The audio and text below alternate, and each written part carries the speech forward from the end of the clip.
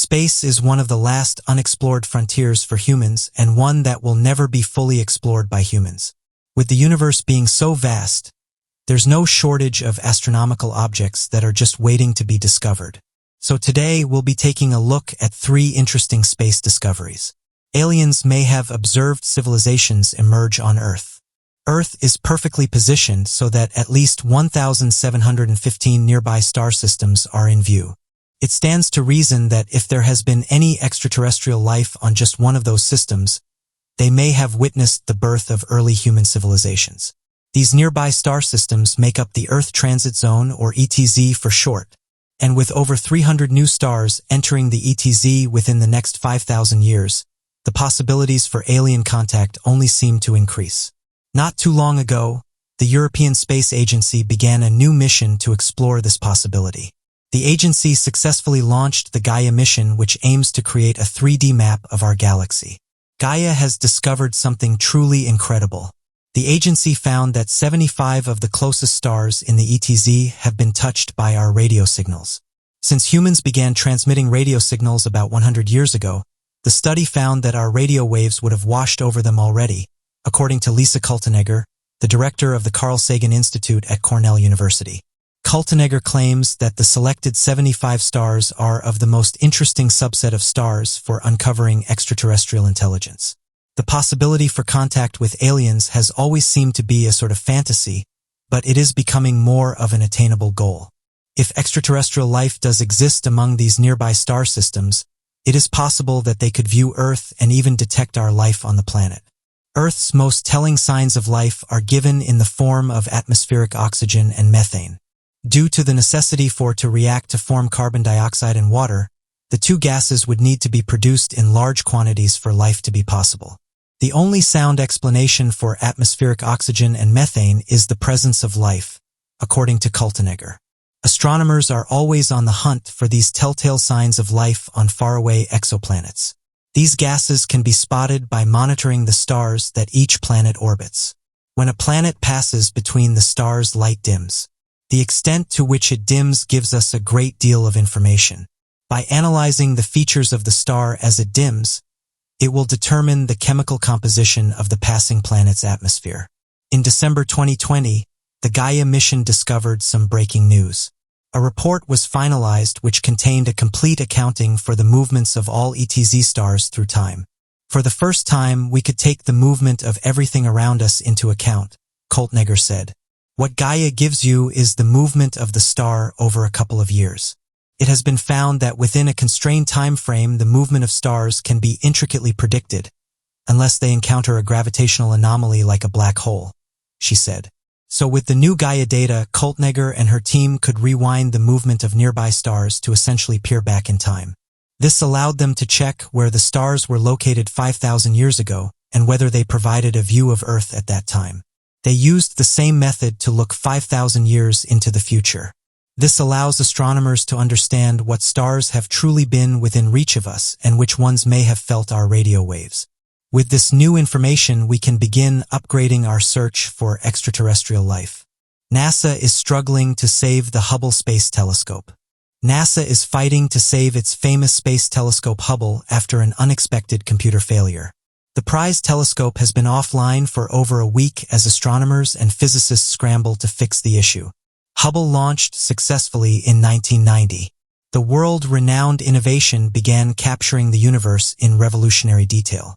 The observatory has worked hard since its inception to capture images of some of the most awe-inspiring sights.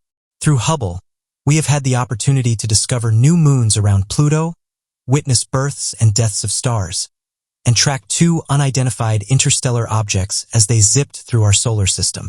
Hubble has allowed astronomers to unlock the secrets of our universe. It has even granted us the ability to calculate the age and expansion of the universe itself. It has spotted galaxies over 13.4 billion light-years away, essentially letting us look into the past.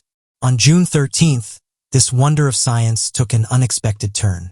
The telescope's payload computer suddenly went out of operation. The computer has held strong since 1980 and has been the foundation of the Hubble ever since. It essentially works as the brain of the observatory. It controls and monitors every instrument and gadget on the spacecraft. When it stopped working, NASA shifted into overdrive to fix it. NASA tried and failed to restart the computer on June 14th. A few days later, they tried again to bring both the current module and the backup online. All attempts failed. While this poses a serious complication, Hubble has not been free of issues in its 30-year lifespan. The telescope has gone through many troubleshoots and upgrades. This is not the first time it has glitched or needed an upgrade in this year alone. In March, a software error sent the observatory out of order, but within a few days it was resolved without much of a problem. Astronauts have visited Hubble to replace old parts and fix problems on 5 occasions since 1990. The most recent mission was in 2009. 2 failing instruments were repaired and the telescope was upgraded with a brand new computer. New insulation, new batteries, spectrograph, and a new camera. By maintaining the telescope with the special care it has received, it has continued to conduct groundbreaking science for 30 years.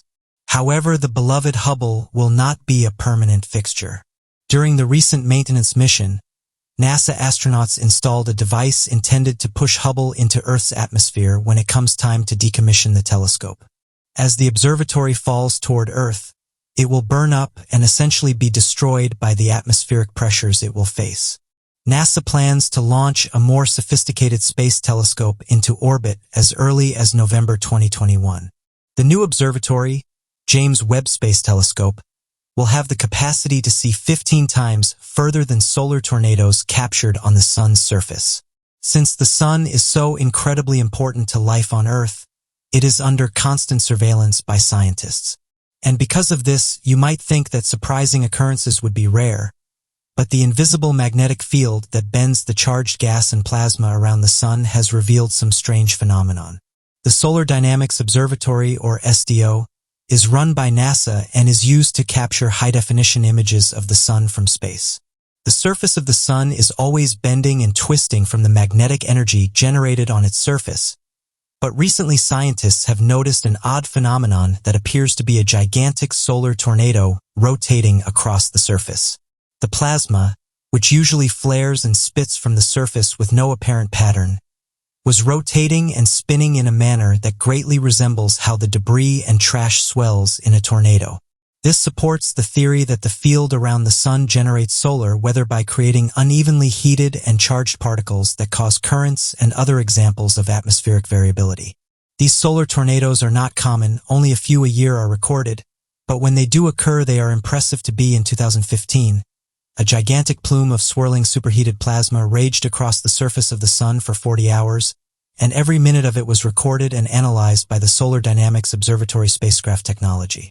The temperature of the ultraviolet plasma peaked at over 2.8 million degrees Celsius. In 2014, one of these mammoth solar tornadoes spun so violently it spun off the surface of the Sun and dissipated into space. One of the largest recorded solar tornadoes was documented in 2011 by the Solar Dynamics Observatory to be about 5 times the size of the Earth and spinning at a rate of 186,000 miles per hour. The solar flares traveled in a twisting, spiraling pattern up off the surface of the Sun to about 200,000 kilometers into the solar atmosphere. Analysis of solar tornadoes is important because they are driven by the powerful magnetic field of the Sun and usually occur at the same time as massive blasts of solar plasma called coronal mass ejections. It isn't known whether solar tornadoes trigger coronal mass ejections, only that they generally occur in conjunction with each other. But studying the solar tornadoes could likely give us a better understanding of the coronal mass ejections, which are known to disrupt our lives on planet Earth. By interfering with GPS signals, radio communications, and power grids. The Solar Dynamics Observatory is part of a highly funded NASA initiative called Living with a Star that seeks to gain a greater understanding of our Sun and the effects of solar variability and weather patterns on our planetary life through the study of such phenomena as these solar tornadoes. But what do you make of these space discoveries? Day after day, new facts about the past, present, and future are unearthed. Some of them go into further detail about us, our origin, our minds, and our past. The rest of the evidence, especially the astronomical results, add to the doubt. So today we'll be taking a look at three incredible creatures. The scaly-foot snail that lives in volcanic vents. A creature dwells in the bottom of the sea, is exoskeleton impervious to assault. The scaly-foot mollusks, which has acquired an iron sulfide shell, is the focus of this section. The fleshy part of the snail's shell, known as the foot, is also protected with iron plates, making the scaly-foot snail as metallic as an aluminium foil. It is all thanks to microorganisms which appear to be responsible for the shield's creation. No other organism on the globe is capable of using iron in this way. This is not your usual snail. However, it does inhabit an unusual environment. It dwells in volcanic vents where water flows down into the rock and is heated by underlying volcanic activity, reaching temperatures of 750 degrees Fahrenheit or higher before melting away and carrying toxins with it. It is a dangerous environment.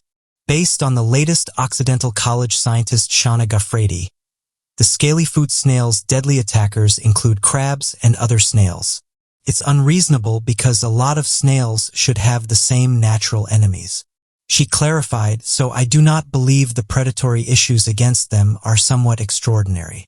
She continued, however, for some reason, they seem to have bolstered their shells. The top surface of these shells is iron-plated. The lower surface is calcified, and the middle surface is a fat, meaty biological tissue. The iron provides the shell with tremendous toughness, whereas the soft section absorbs the impact of a crab squeezing hard on it. On the other hand, the scales on the foot serve a greater purpose. Many predatory snails attack by using stingers and infusing venom into fish as well as other snails. The iron plate on the scaly-foot snail's shell is said to resist the missile much like a warrior's shield. Two species of scaly-foot snails exist, which is astonishing. Rather than being black, the other is whiter. It lives in the very same environment as the black one, but without the iron. How so?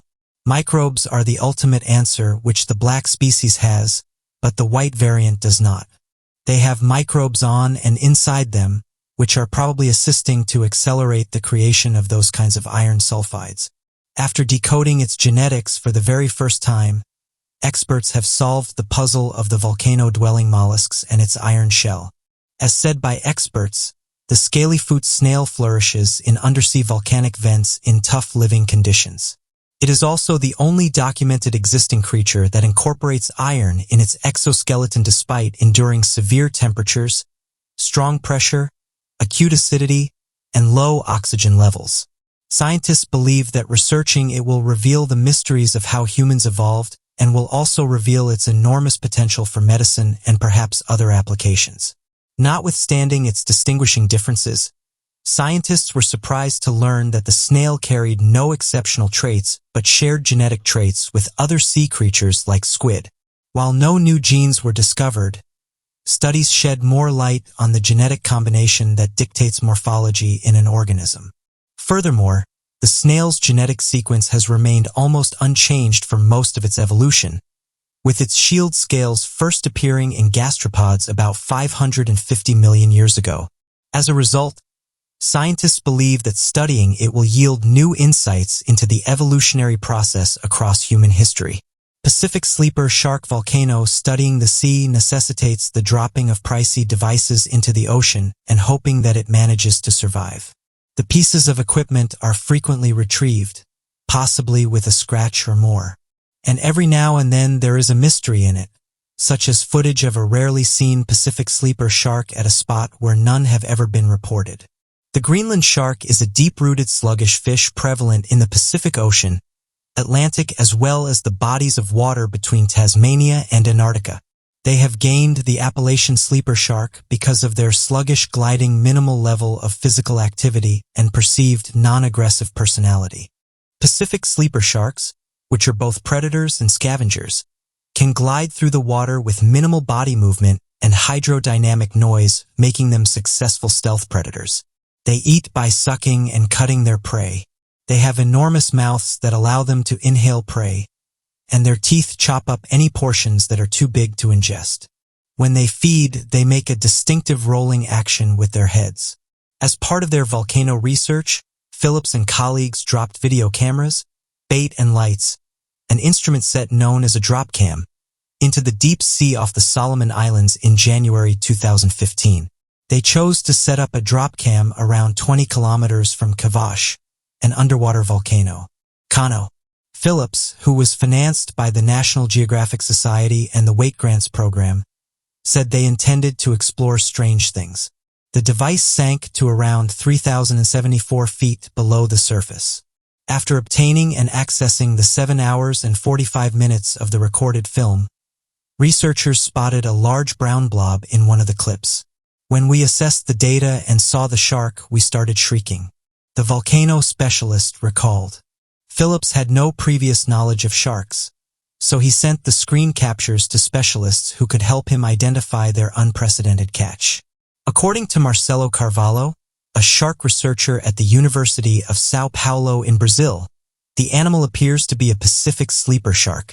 The species of a sleeper shark is usually determined in part by its location. Carvalho notes that the three shark species, Pacific sleeper, Southern sleeper, and Greenland shark, have different ranges. Phillips' mystery shark could be the Southern sleeper shark, Carvalho speculates, given the Solomon Islands' proximity to Australia. Southern sleepers, on the other hand, are typically lighter in color than the one in the video. The mystery shark has the same color as a Pacific sleeper and has longer gill slits than a Southern sleeper. Carvalho's best assumption is that the volcanic scientists captured footage of a Pacific sleeper around the Solomon Islands, which would be the species' southernmost sighting ever. Thermophile's Yellowstone's hydrothermal features are stunning examples of the planet's volcanic activity. Surprisingly, they also serve as habitats for microscopic organisms known as thermophiles. Thermo refers to heat and phile refers to lava. Microorganisms were among the first organisms to emerge on Earth, and their descendants can still be found in severe high temperature and in some cases acidic conditions Yellowstone. Their story demonstrates ecological principles and how geologic events may have influenced biological evolution. The geothermal properties of Yellowstone support microscopic life. In geothermal features, thermophilic ecosystems emerge and flourish in a variety of ways. In the fast-moving water in runoff channels, some species create long, flexible structures known as streamers. Some thermophiles can also generate carpets or tiers of archaeal and bacterial colonies, which are specifically adapted to the carpet's temperature and humidity characteristics. The appearance of thermophilic bacteria and archaea, which are single-celled microorganisms, is sometimes brightened by chlorophyll activity, enabling their heat sensitivities to be discriminated against. Many biologists are now studying the thermophiles of Yellowstone. Some of these microbes are connected to the first forms of life capable of photosynthetic activity. But what do you make of these three strange creatures? Residents of Delaware in the United States have been reporting that strange things are happening above them. The majority of eyewitnesses can't explain what they're witnessing, saying that when they try to focus in on the strange objects, they're unable to, which leaves them with more questions than answers. One eyewitness, however, was able to capture one of these objects on camera and ended up submitting them to MUFON, which stands for the Mutual UFO Network. Works as a database for people to submit their reports and which also allows them to stay anonymous. One individual submitted the following report. It was around 7:15 p.m. when me and my wife started to take a walk in our neighborhood. The sun was setting in the west with pink clouds in the distance. There was still a blue sky left, and that's when I noticed what looked like. I stopped to look at it and asked my wife if she saw it moving. She said yes. Then the cloud started to move slowly towards us and with a tail like a comet, and then it seems to turn away from us with two tails. It finally went from reddish to black, then went into cloud cover and it was gone. Another eyewitness said the following about the report. Some of the ones that I've seen just vanish in front of your eyes. It's like they evaporate. I've heard some people saying that these are just low-flying clouds and that they're moving with the wind, but I've never seen a cloud move this fast, change direction, and also change shape. While another resident said this, the only way I can describe this thing was that it was changing its shape within seconds. This definitely wasn't something like a balloon, as it was too high up. And it was way too big. It was massive. I called my partner out and both of us couldn't believe what we were seeing. We've never seen anything like it. End quote. Most of the residents who saw the object agreed that it wasn't something like a cloud or a balloon. Went on to detail that it appeared to be shape-shifting, saying that it reminded them of a squid with tentacles. Interestingly, these types of sightings have been given a name, and they go by atmospheric jellyfish. Individuals who have seen them have said it's unlike anything they've seen before, and that they look like giant jellyfish hovering around in the sky. This unexplained phenomena has been cited by hundreds of people across the globe, including top meteorological scientists, military bases, and cities. These strange lights or objects have confused many people, which is why many have called them mysterious flying objects. According to NASA, these objects may be the result of space debris reflecting off the northern lines, but they've been observed in various countries and at different altitudes. One user said they observed one of the following graphs above Russia, saying the following: I did a quick search online and it turns out this wasn't the first time that something like this had been encountered in Russia. In fact, one of the most famous jellyfish sightings has occurred in Russia. To this day, I still can't explain what I witnessed. End quote. This year alone, Delaware has had over 294 reports of mysterious flying objects, and this is according to the National UFO Reporting Center. The number is thought to be much higher than that because not everyone is able to report their sighting.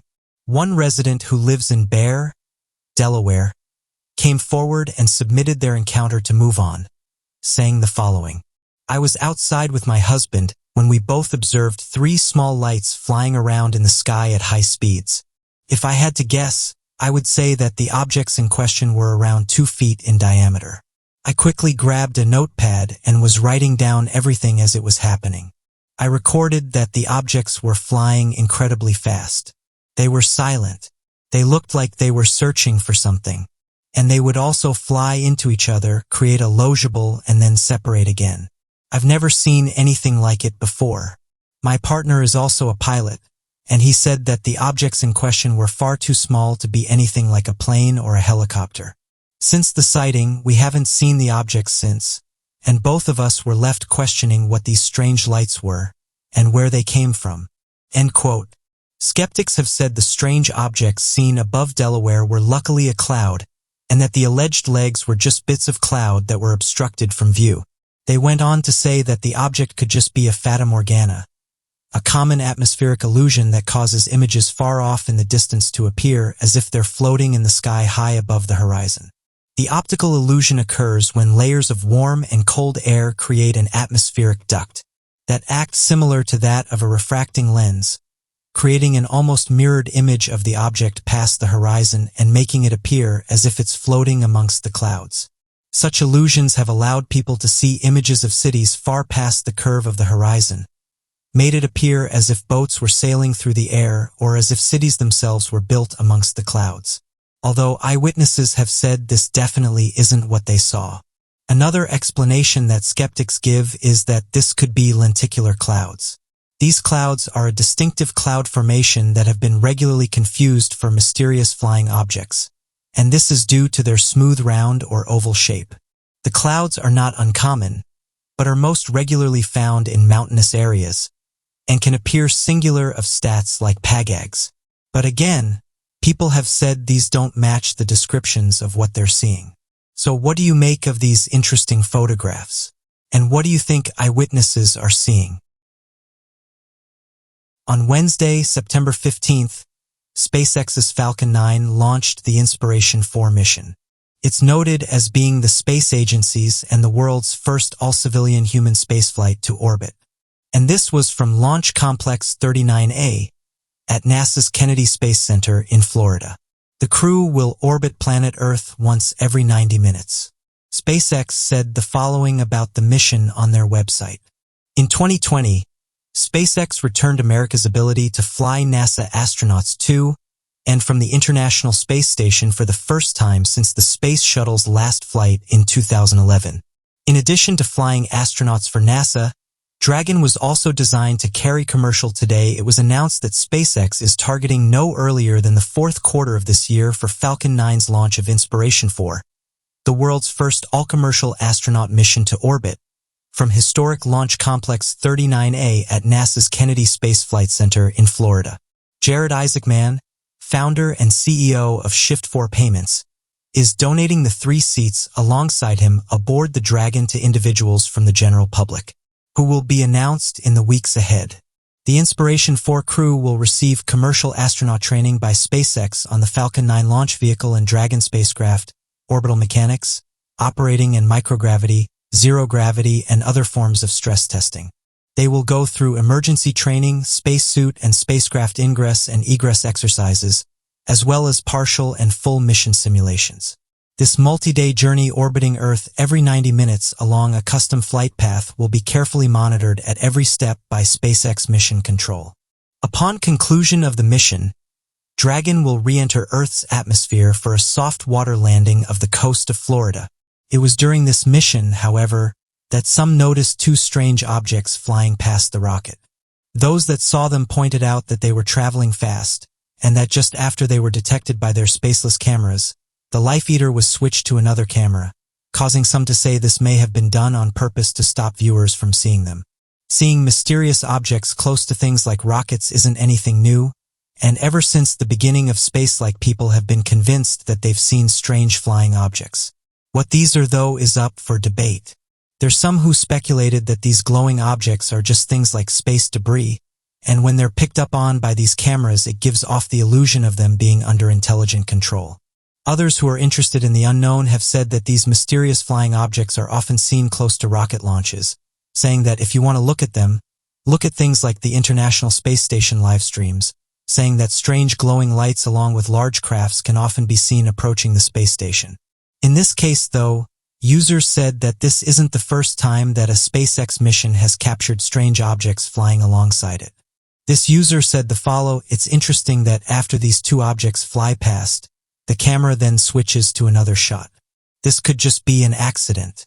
But I find it strange that immediately after these comments are viewed, the camera shot changes." End quote. Another user shared the footage to an online group that investigates mysterious flying objects.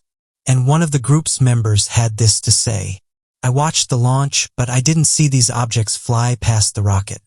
It just shows that if you don't pay close attention, these things can easily slip past without you noticing." The event happened so fast, though, so in my opinion we can't say for sure what these things are. Others, however, have suggested that the objects could have been from the rocket itself, whereas some said it could have been a piece of space debris that just so happened to show up on the live cam. After all, NASA has said that the space above our planet is littered with debris. A study in 2013 said that there's over 170 million bits of debris outside of our Earth. There's over 670,000 pieces of debris between 1 and 10 centimeters, and around 29,000 larger pieces were estimated to be in orbit around the Earth. Interestingly, the European Space Agency has recently announced that they plan to use ClearSpace 1, which will be used to clear up and remove debris from the space around us, saying that the first planned launch is for 2025. ClearSpace Today said the following about the mission on their website: "In the last 10 years, the number of satellites launched per year increased tenfold to more than 600 satellites per year. Simultaneously, space debris's rapid growth presents an ever-intensifying threat to the future of space activity and security. More than 23,000 human-made objects are being tracked in space. Space technology and applications hold immense benefits for humanity. Satellites are fundamental to the way humanity connects and communicates. Billions of people rely and depend on space infrastructure every day. Removing human-made space debris has become necessary and is our responsibility, and this is to ensure that tomorrow's generations can continue benefiting from space infrastructures and exploration. Operating space environment neutral is no longer an option. So what do you make of this footage? Do you think these are mysterious flying crafts? Or is this just a piece of space debris?" Each year, scientists, researchers, and everyday people make incredible discoveries, helping us to better understand the world around us. So today we'll be taking a look at 3 interesting discoveries. Discovers hidden room below basement that could be part of an underground railroad. Home sweet home, we all have a special connection to what we call home in one way or another. Alexandra Poulos of Lansdowne, Pennsylvania always felt that there was something especially unique about her house that gave it charm, and for good reason.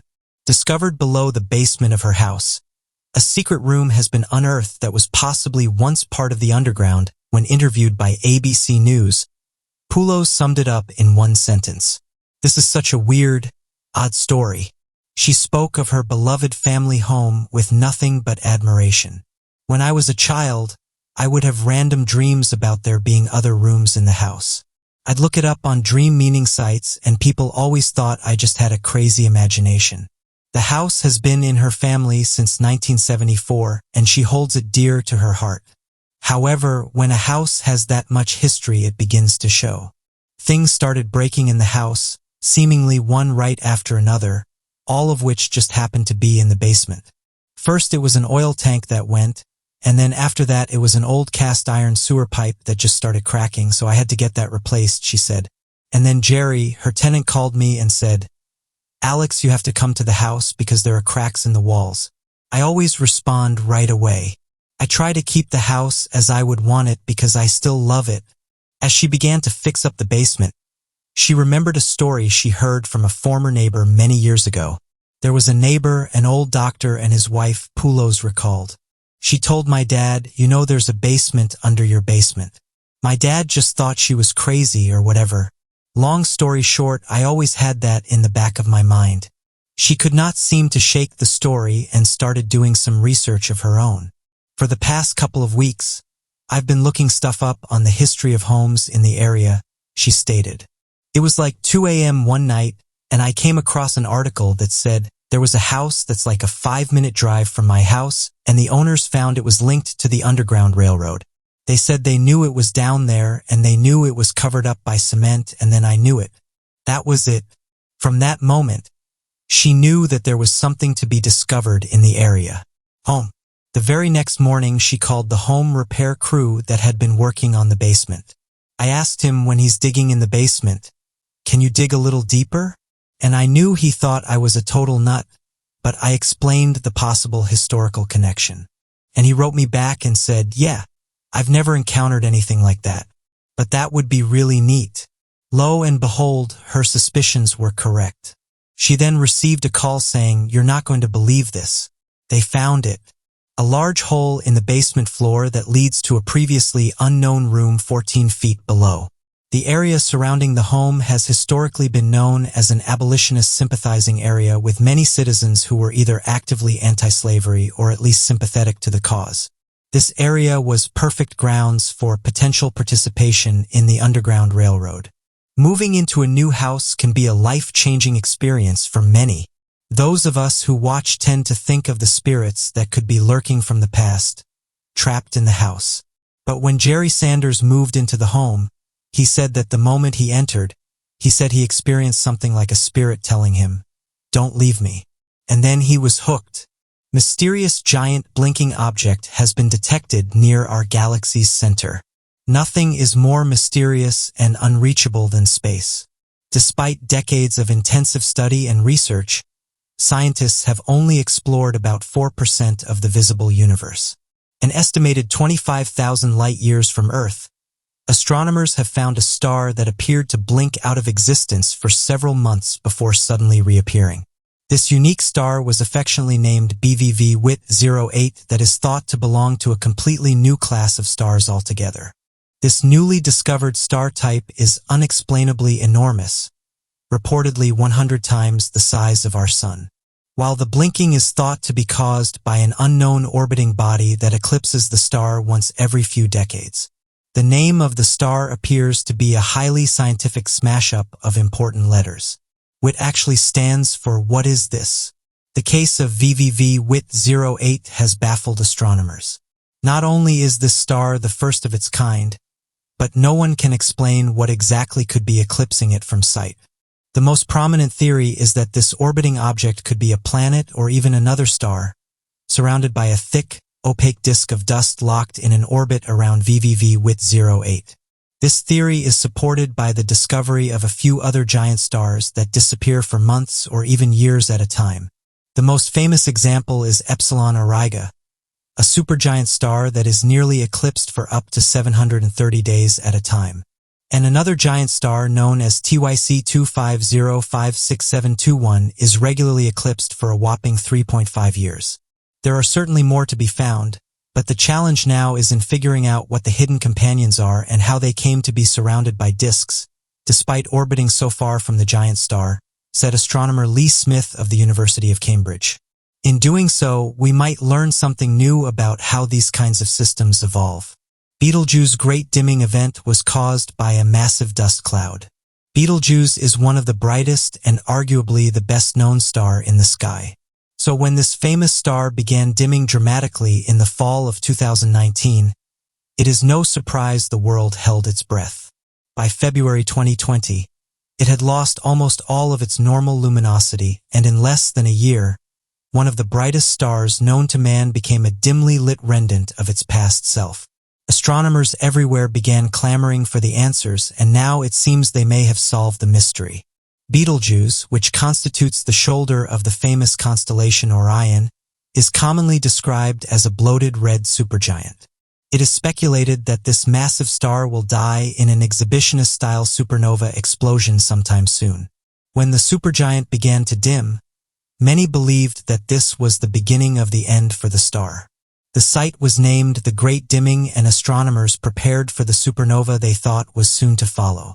It was a welcome shock to all space lovers alike when Betelgeuse bounced back later that year.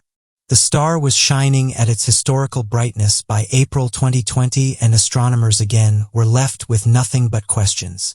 World-renowned astrophysicists at the Paris Observatory and University PSL studied Betelgeuse's before and during the Great Dimming, using multiple instruments installed at the European Southern Observatory's Very Large Telescope in Chile. Led by Miguel Montage, a team of highly knowledgeable scientists crafted datasets suggesting a likely answer as to what caused the Great Dimming. The research found that Betelgeuse had ejected a huge cloud of gas just a short period before the dawn of the Great Dimming.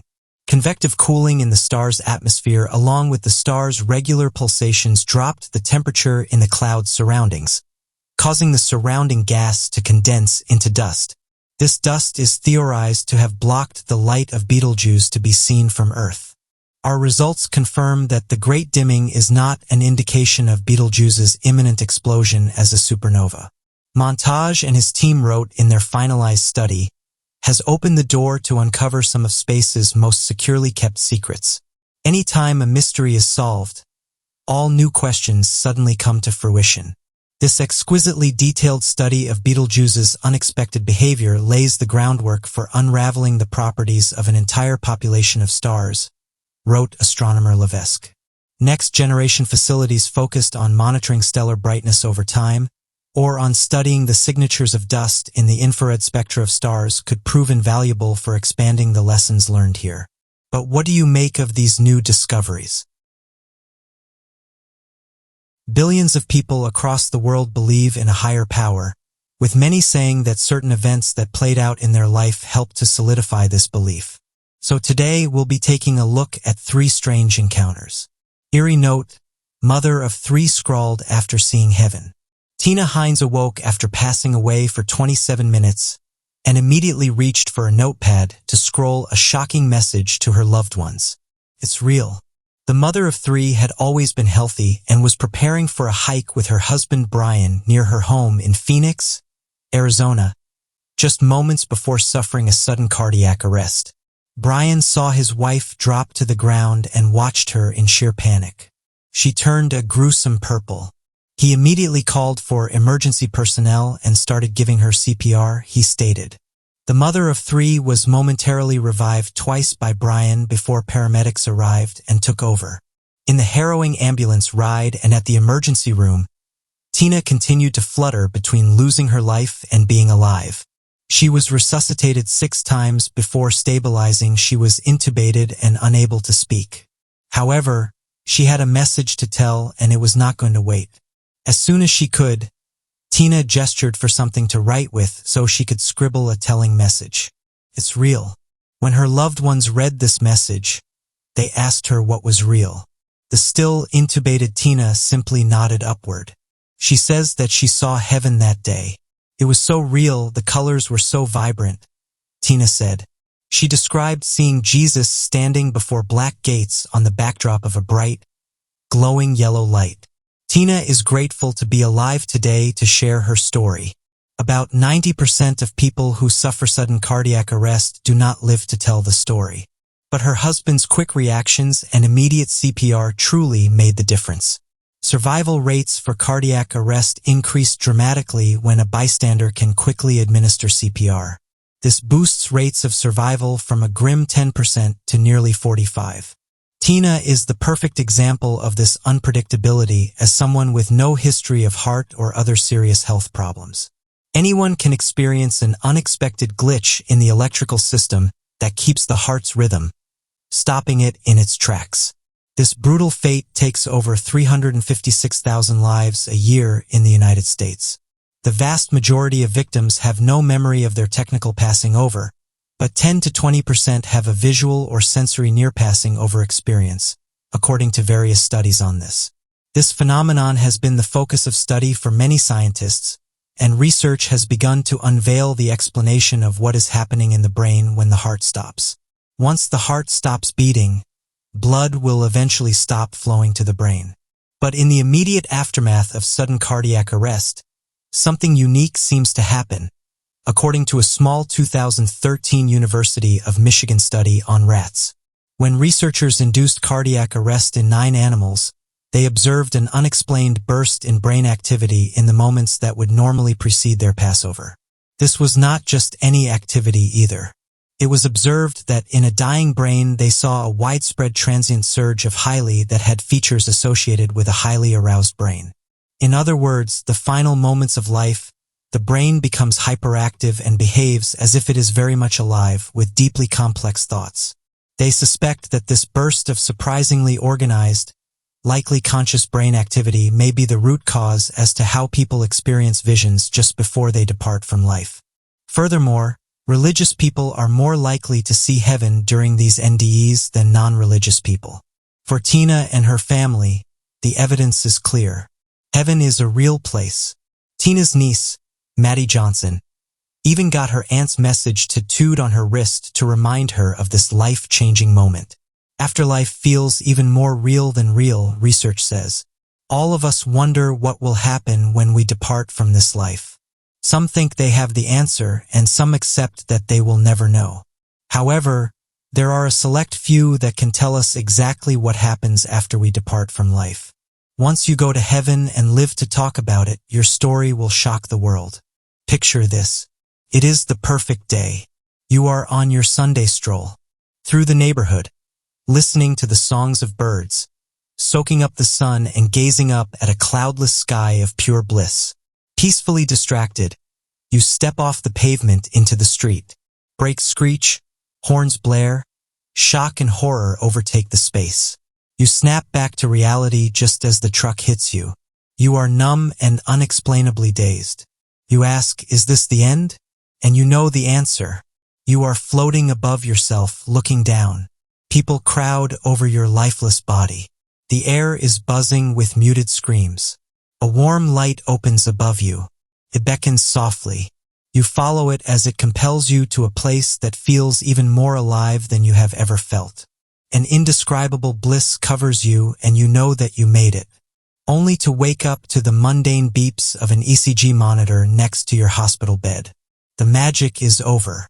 The science begins. Or NDEs are nothing short of fascinating. Patients in intensive care are scared to tell their stories. Dr. Stephen Lors of the Coma Science Group states, they are afraid people won't take them seriously, especially doctors and scientists. People who experience this once in a lifetime journey are often changed forever. Many claim to be happier than they have ever been, and some no longer fear departing from life. The experience becomes a cornerstone of their lives. Many psychological tests have revealed that memories of ND experiences are much more vivid than any other memory. Those who have experienced NDEs claim that their brush with death felt even more real than real, Loris says. The true magic of these events is that almost everyone that experiences an NDE has a similar story to tell.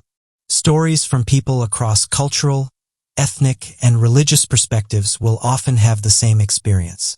After being close to passing over, some people will report having had an out-of-body experience, having seen a bright light, or being passed through a tunnel, all well-known elements of the famous NDE, according to recent studies. One patient of the study claimed, "I felt as if I was sucked out of my body at one point. I was going through a completely black tunnel very, very quickly, a speed you cannot express, because you just don't experience it." His journey continued when he said, "A light appeared at the end of the tunnel. The light was female and she indescribably communicated with me. What happens to our consciousness when we sleep? The human body continues to amaze and perplex us all. It is essentially a machine that works 24/7 only to slightly power down during sleep. While our muscles rest, our essential organs continue without pause. The most pressing question for scientists that study sleep is this: what happens to our minds while we sleep?" Have tried to answer this question, and it seems that they are inching closer to the answer. A new theory has been formed as to where our brains go when we fall asleep. According to recent studies, a supernetwork in the center of the brain is the missing piece to this puzzle. Researchers in Finland have discovered a central core network brimming with the same activity regardless of whether a person goes to sleep normally or loses consciousness due to anesthesia. It seems that these natural mechanisms provide the powerhouse to human consciousness. Two groundbreaking experiments from the University of Turku have found new information on this phenomenon. These experiments have revealed the inner workings of the brain's central core network for the first time. They have done so by focusing on the connection of consciousness to how people respond when they are asleep. One of these experiments studied the brain activity of people who had been anesthetized, while the other examined how brains respond to natural sleep. With the use of brain imaging and questioning the patient after waking up, scientists found something rather peculiar. The questions that these scientists asked consisted of how aware were you of your surroundings and what did you dream of? Researchers have found that natural sleep and experimental anesthesia are powerful research tools in the study of human consciousness. In the past, it has been assumed that a lack of meaningful response is proof of unconsciousness. However, discoveries have shown that being unresponsive does not necessarily mean that the patient is unconscious.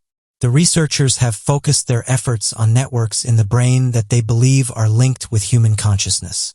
They study these areas by measuring the brain activity of patients as they fall asleep and those who undergo anesthesia via a PET scan. PET scans involve an imaging test that allows doctors to see how your brain is functioning. Scientists have located specific regions in the brain that experienced less blood flow when one of the volunteers lost consciousness and more blood flow when they regained awareness.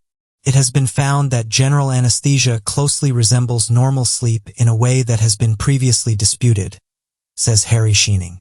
As a result of the minimal delay between the awakenings and the interviews, current results add significantly to our understanding of the nature of the anesthetic state. Against a common belief, full loss of consciousness is not needed for successful general anesthesia, as it is sufficient to just disconnect the patient's experiences from what is going on in the operating room, explains Annalata Schoen. But what do you make of these three mysterious discoveries, and is there more to the afterlife? Mountains and national parks are some of the most unforgiving places. Every year experienced climbers get themselves into trouble, and although some of them are able to get themselves free, there are some that unfortunately pay the ultimate price. A man has reported that his father and two other climbers decided to attempt to climb K2.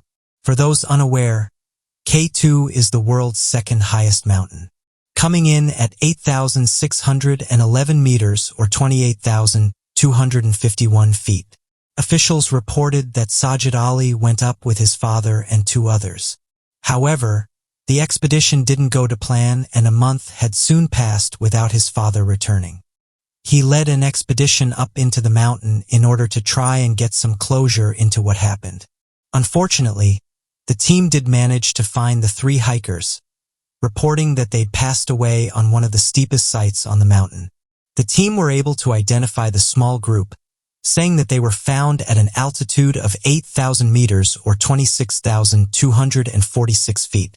This means that there were only a few hundred meters from the summit. The army was called in, but they said that to remove the group would be extremely difficult, and said that the family would have to decide what they wanted, noting that the best option would be to leave them on the mountain, something that's actually quite common, especially if climbers passed away at a high altitude. Take Mount Everest, for example. Unfortunately, over 300 motivated climbers have lost their lives on this unforgiving mountain. Due to the terrain and nature of the climb, to bring fallen climbers back, experts have said it would cost between £40,000 and £80,000. A frozen body can weigh over 300 pounds, making the already risky descent a hazardous operation. Because of that, nearly 2/3 of past climbers are destined to stand Everest for eternity. However, as the climbers knew the dangers of this mountain, they often mentioned before ascending that if they were to pass away, they would be happy to remain on the mountain, and removing them is rarely considered unless requested by the family. One official report said the following about the group that had passed away on the mountain. It may not be easy because it takes a lot of effort to get a body out of the snow, which is not possible at this altitude. End quote. Experts have said that K2 is much more difficult to climb compared to Mount Everest, and this is because of the extreme weather conditions. Alex Tickon, who recently climbed K2 during the winter, said the following: "You cannot imagine how much difficult it is to climb K2 in winter compared to spring or summer. We're at 16,700 feet and things are becoming really difficult. It was a huge challenge just to get to base camp." End quote. Sadly, professional Sherpas have said that finding bones on some of the highest mountains is becoming the new normal. One professional climber who goes by Mr. Sherpa and who holds a world record for ascending Everest 24 times says that finding bones is not uncommon. While a 6-time Everest summiter, Mr. Sherpa said on his first climb in 2008, he saw 3 bodies, whereas in a more recent climb he saw at least double that number, and his findings reportedly haunt him. Some of these have become so well known that they serve as landmarks to other climbers. One of the mountain's most famous residents is Green Boots, identified by passersby for his neon green boots. Green Boots is strongly believed to be a climber who would have passed away climbing Everest in 1996. However, the identity of Green Boots has never been confirmed. In 2014, Green Boots was reportedly missing from view but reappeared back in 2017. It's not just mountains where chilling discoveries are made. Some of these finds have even confused experts. Going back in 2018, Ferris news outlets reported that a mysterious discovery had been made close to a fishing village, which is in Khabarovsk. The individuals who made the discovery found a large bag embedded in the snow. Curiosity got the better of them and they wanted to see what was inside the bag. Inside the bag with 54 severed human hands. What's odd about this discovery is that previously a single hand had been found in the region, causing some of the locals to question what was going on, and whether someone was taking out the local residents. Investigators were then called to the scene in the hopes that they could make some sense of what was going on. After interviewing locals around the fishing village, they said that there hadn't been any strange activity in the area, and that no one had reported that anyone had gone missing. The investigators then laid out all the hands in the snow, and it was then that they discovered that 27 of them matched. The experts then started to put forward their own ideas to try and explain the strange incident, but they couldn't come up with anything that would explain why the bag was buried deep in the snow. The authorities said they were baffled, and they didn't know why it was only hands that were found, saying that they had no idea how they ended up there, and hadn't seen anything like this in the area before. Some put forward darker theories to explain why the hands ended up where they did, saying that it could have been crime-related. However, after further investigations, officials said they think they know the reason why the hands were found the way they were. Had been used by medical students in the area.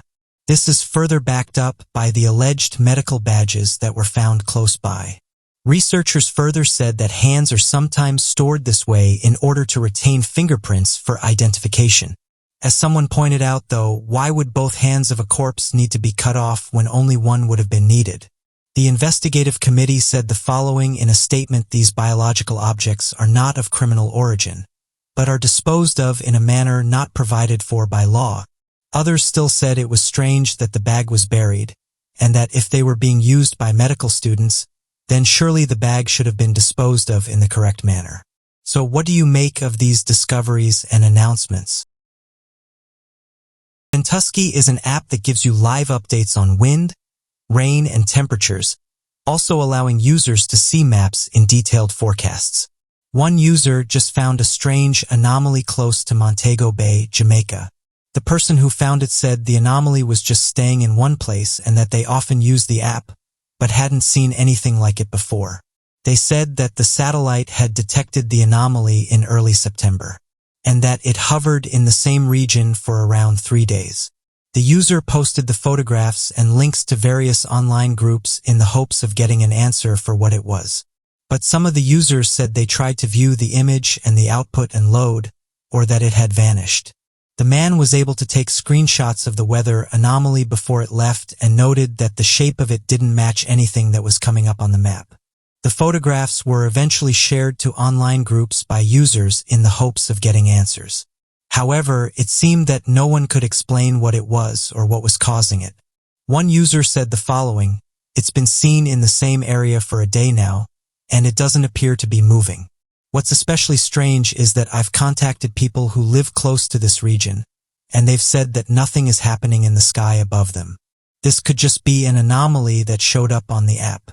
But what's odd is that these apps are usually pretty good at updating, and it's unlikely to see something like this stick around.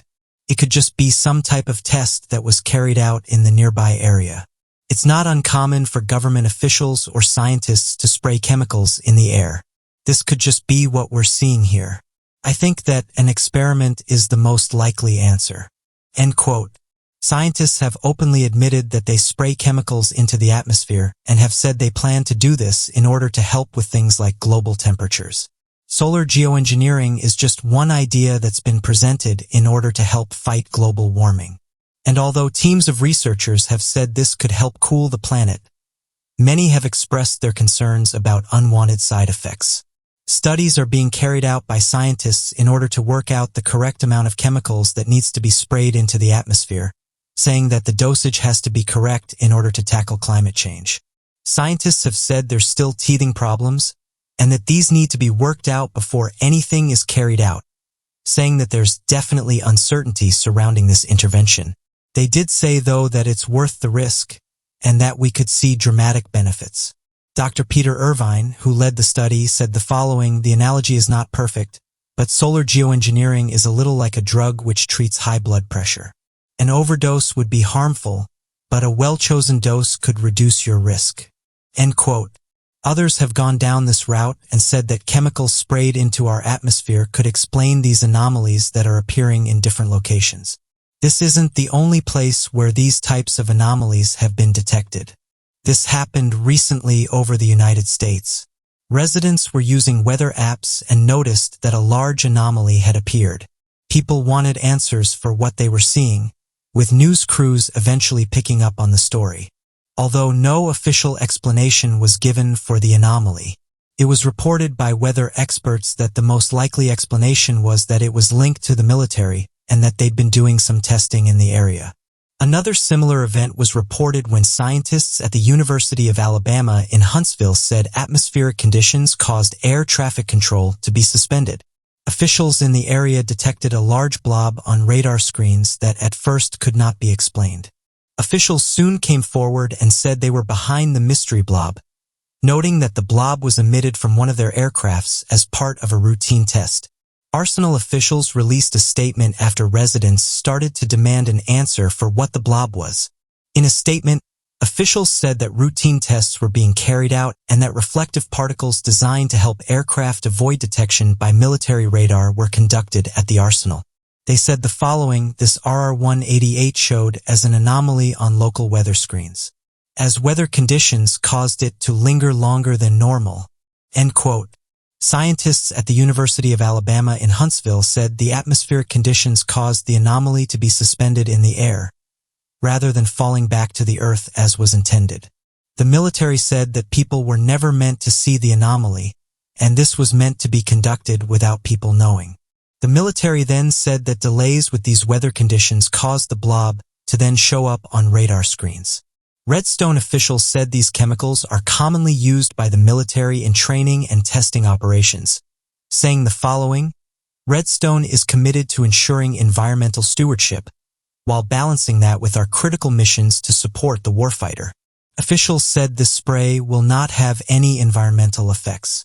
Interestingly, although scientists have said they need to conduct more tests before these chemicals are sprayed into the sky, some have theorized that these chemicals are already being put into the atmosphere, and have said that these anomalies that have been detected by radar prove this. Not everyone has gotten bored of this testing, though, and other scientists have warned that by doing this it could cause a reaction from Mother Nature, and in turn cause more damage than good. As of right now, scientists plan to carry on with studies into geoengineering. So what do you make of this photograph? And what do you think is causing this anomaly? Controlling the elements is no longer a fantasy, and comments made during 1997 have recently come to light. Back in 1997, William S. Cohen, who was the then U.S. Secretary of Defense, made some interesting comments in regards to weather and how the U.S. is controlling it.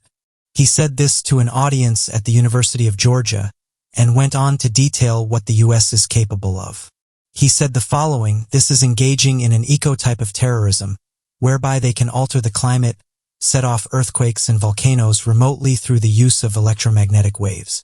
So there are plenty of genius minds out there that are at work finding ways in which they can rector upon other nations. This is real." End quote. These comments are interesting as they have come directly from someone high up in the government. Although it's now known that scientists and researchers are actively controlling the weather, some have pointed out that it's interesting that they were making these comments way back in 1997, over 24 years ago. Many scientists have said that weather modification in geoengineering is a good idea, saying that deliberately manipulating the Earth's climate system can have many benefits. One individual who's been outspoken about this is Bill Gates, saying he's backing companies to spray chemicals into the sky and that they will help with solar geoengineering. Earlier this year, Bill Gates said he was financially backing the development of sun-dimming technology and said that this has many great benefits, one of which is that sunlight will be reflected away from Earth, essentially creating a global cooling effect. The stratospheric controlled experiment hopes to spray these chemicals into the atmosphere, and said they plan to do this soon. Some researchers, though, are not on board with the idea, saying that although these chemicals may fix one problem, they could also create several others, some of which include mass flooding and droughts of kinds that will affect very large populations. Professor Robach from the University of New Jersey said the following about spraying chemicals into the atmosphere: rapid warming after stopping geoengineering would be a huge threat to the natural environment and also biodiversity. If geoengineering ever stopped abruptly, it would be devastating. So you would have to make sure that it could be stopped gradually. It is easy to think of scenarios that would prevent that. Imagine large droughts or floods around the world that could be blamed on geoengineering and demands that it stop. Can we ever take that risk? In many cases, you'd have to go one direction to find the same temperature, but a different direction to find the same precipitation. Plants, of course, can't move reasonably at all. Some animals can move and some can't. We really need to look in a lot more detail at the impact on specific organisms and how they might adapt if geoengineering stops suddenly. Although scientists have been vocal about spraying these chemicals into the sky, it's reported that tests are already being carried out. One government document reads as follows: "For your information, some of the attachments are provided, which show the extent of interest and trends in weather modification research in the United States. For example, federal reports for 1967 will be 4 times that for 1963 and over twice as large as that in 1965. A copy of the letter from President Johnson to the Secretary of Commerce shows that an expanding program has White House backing. On the recent conference on weather modification sponsored by the National Science Foundation, It was indicated that the level of federal support for weather modification research may be increased several orders of magnitude over the presently projected 1967 level. AGB has in the past furnished intelligence support to various high-level committees. Currently, we enjoy good working relations with the National Science Foundation, which plays a leading role in coordinating the programs.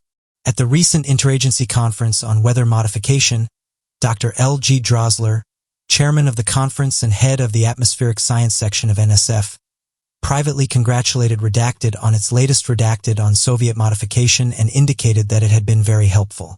As the U.S. weather modification programs expand, we are likely to have increased demands for intelligence on Soviet accomplishments. The Soviets are also enlarging their program. It's clear that we must now press forward to improve our ability to detect, track, and it's equally clear that the time has come for us to move vigorously forward to explore the possibilities of modifying and controlling the weather in beneficial ways. I cannot emphasize too strongly the importance of weather modification to the nation at large. If we in the United States were to acquire the ability to modify the weather in a substantial way, to blunt the thrust of hurricanes and other severe storms, to suppress hail and crop, to cope with lightning discharge in forest areas, and to dissipate all other types of fog, we would have an achievement of our significance. We would be able to expand our national economy and improve the well-being of the American people in ways, and to a degree that are now inconceivable. The ultimate benefits that weather modification can bring are almost unimaginable. First, there's been some successful experiments in the field of weather modification, although their results are far from definitive. These advances now make it possible to mount a broad program of research to determine once and for all what types of weather modification are feasible. It will undoubtedly take many years to achieve significant results, but we are now in a position to begin." End quote. This document dates back to 1965. So what do you make of the comments that were made back in 1997, saying that the U.S. has the ability to set off earthquakes and volcanoes remotely through the use of electromagnetic waves? Or so do you think we should be spraying chemicals into the atmosphere in order to cool down the planet? In recent weeks, Uri Geller has been saying some interesting things. He said that he had multiple meetings with Wernher von Braun at NASA, and said that while there he was shown some interesting pieces of materials that he later said came from down mysterious aircrafts. He decided to come forward with his story after hearing about the various sightings that pilots made in regards to mysterious flying objects, noting that the government had known about these things for years. He said the following: "For years I had to deny my true mission and camouflage my work. Few people know the truth. I presume all world leaders do. We are communicating with ETs. In regards to the objects that were caught by the pilots, he had this to say: they may suggest that this is secret technology from China or Russia. But believe me, they know more than this." Uri said that after being contacted by military officials, he was shown some evidence of exotic materials and experiments at the Goddard Space Flight Center. He said the following: "After driving with one of them brought on, we took 3 flights of stairs down into the building and were given orange coats like the ones for Antarctic expeditions with blue NASA badges. Heavy, thick freezer doors were opened. Couldn't believe my eyes. But I always knew it since I was 5. Uri said that this meeting happened because his friend, astronaut Edgar Mitchell, known for being outspoken about the topic and believing that mysterious aircrafts are constantly visiting us, said that he needed to meet the rocket engineer as they had something interesting to show him. Uri continued with the following: "To my shocking surprise, he showed me a piece of a crash UFO. When I met him, Wernher von Braun took an object from a safe and presented it to me. He said it was a piece from a crash UFO. He wanted me to tell him what I felt from the material. I felt it wasn't terrestrial. It was metallic, elongated, and had a hue I'd never seen before. The material felt like it was alive, like it was breathing. The surface had a pearl-like quality that almost seemed to be in 3-dimensional color." He also said that he studied 2 pipes that belonged to Albert Einstein from David Bohm, who studied him from MI5, saying that Einstein was involved with mysterious crafts and even went on to investigate wreckages. Uri was also part of the remote viewing program for the Central Intelligence Agency. Remote viewing is when someone is able to view a distant, unseen target from a different location and only using their mind. From reading documents that have been released through declassified networks, it appears that the programs were a success, with the Central Intelligence Agency themselves saying they wanted to see how far they could take this. Although it's officially reported that the program was shut down, there's still some that think it was just renamed, and that it's still being used today. The Central Intelligence Agency released notes and documents about these projects, detailing that in some cases people were able to remote view and give details about objects and situations from miles away. Here he said the following: "I'm mind-blowing that they released this because there's still remote viewing programs active. Many intelligence agencies use them. I did many things for the Central Intelligence Agency. They wanted me to stand outside the Russian embassy in Mexico and erase floppy disks being flown out by Russian agents. I had to get near to someone signing a nuclear deal and bombard him with sign. Officials, though, said that the program was a dead end, saying that a large amount of irrelevant, erroneous information is provided, and little agreement is observed among viewers' reports. The agency said that those working on the project would change results in order to fit a narrative, and that after this was found out the program was discontinued. As Summer pointed out, though, various times we have been told the programs were defunded and closed down, only to find out that they've been renamed under something else, and that experiments are still being conducted. This has happened various times across different countries, which is one of the reasons why people have a hard time believing things when officials say the program wasn't of interest. One document from the Central Intelligence Agency reads as follows: "I'm redacted with the American Institute for Research in Washington, D.C., a company that specializes in social and behavioral research.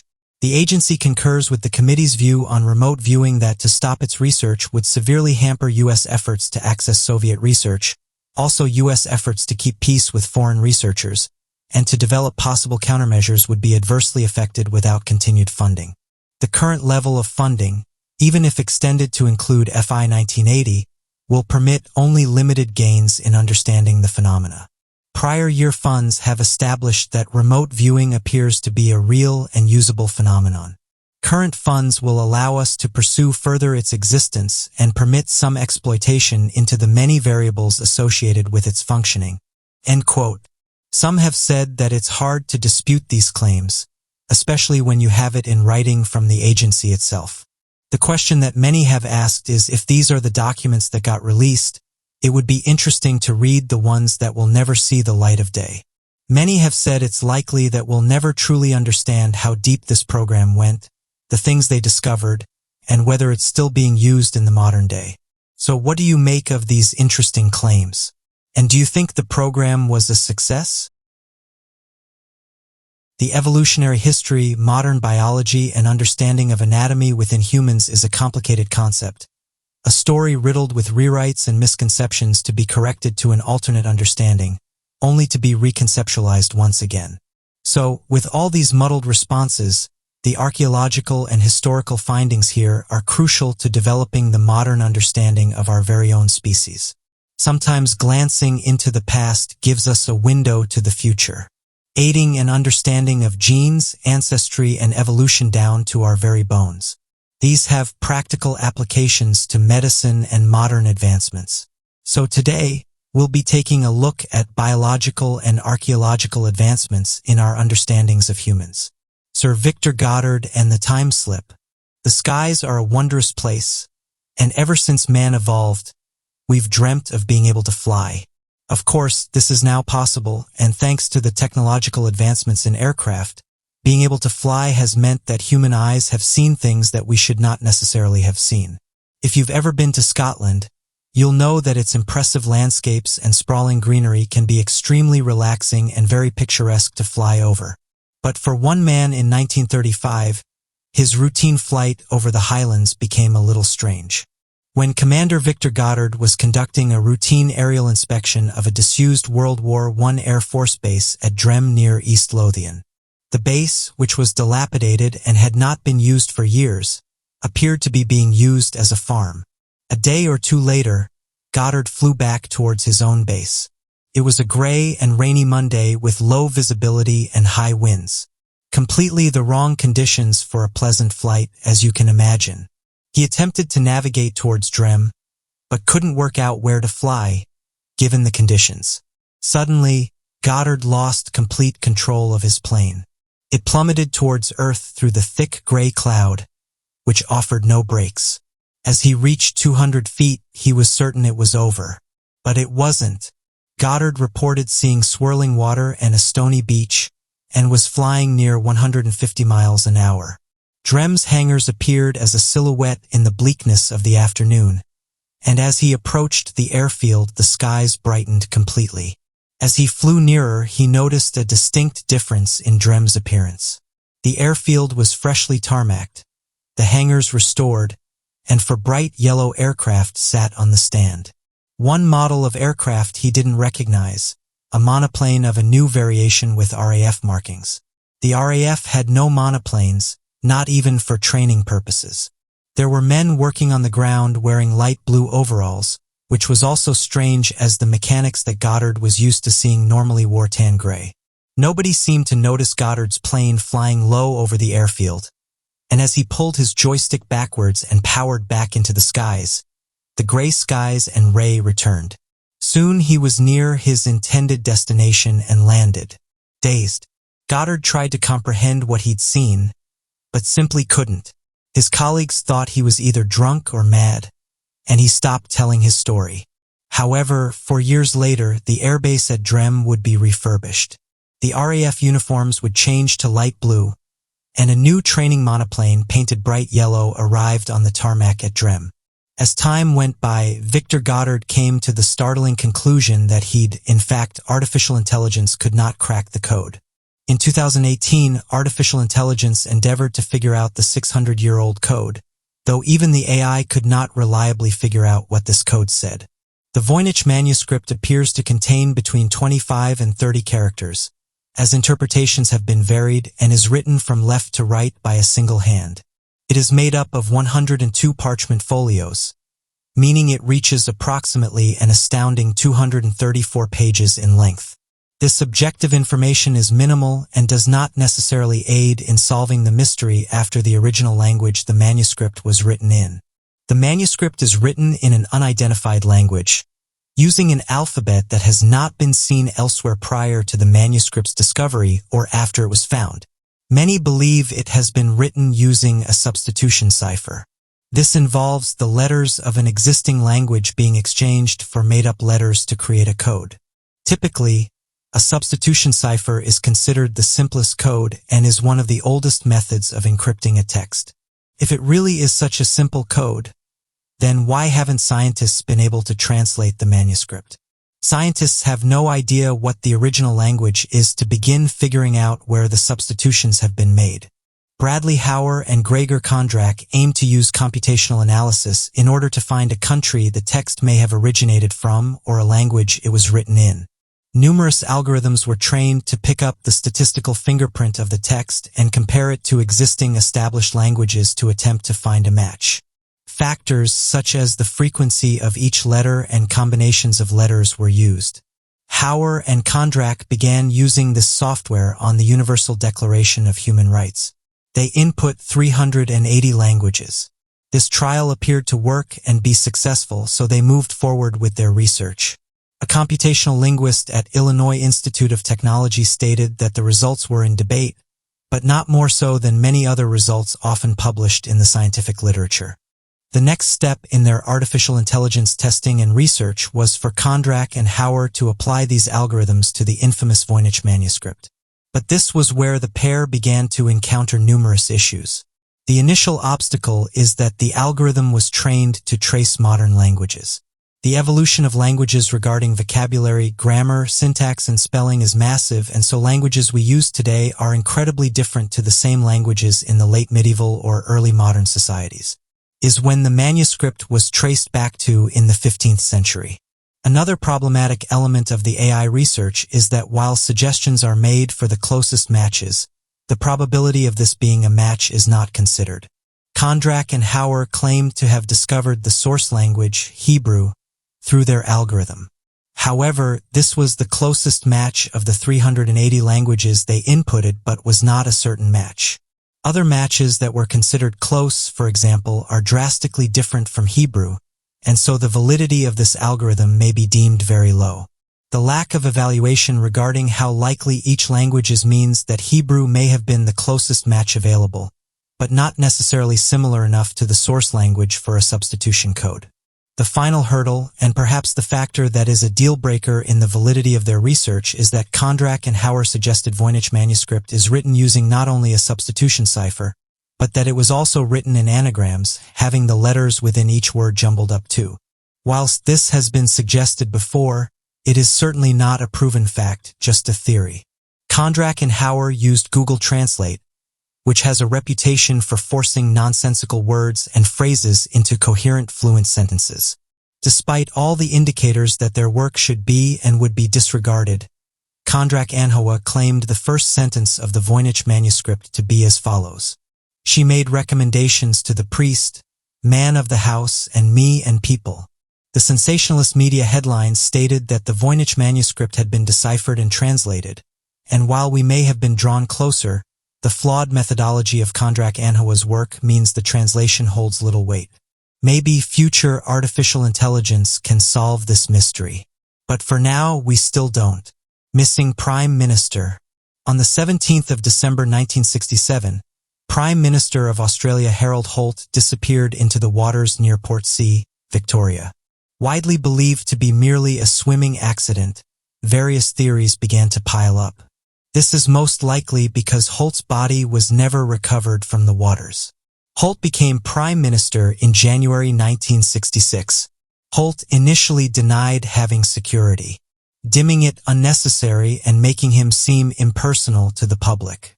This changed later, after a window of his office was sniped out and a later assassination attempt was made on the leader of the opposition. He finally agreed to one bodyguard but never took one on any vacations.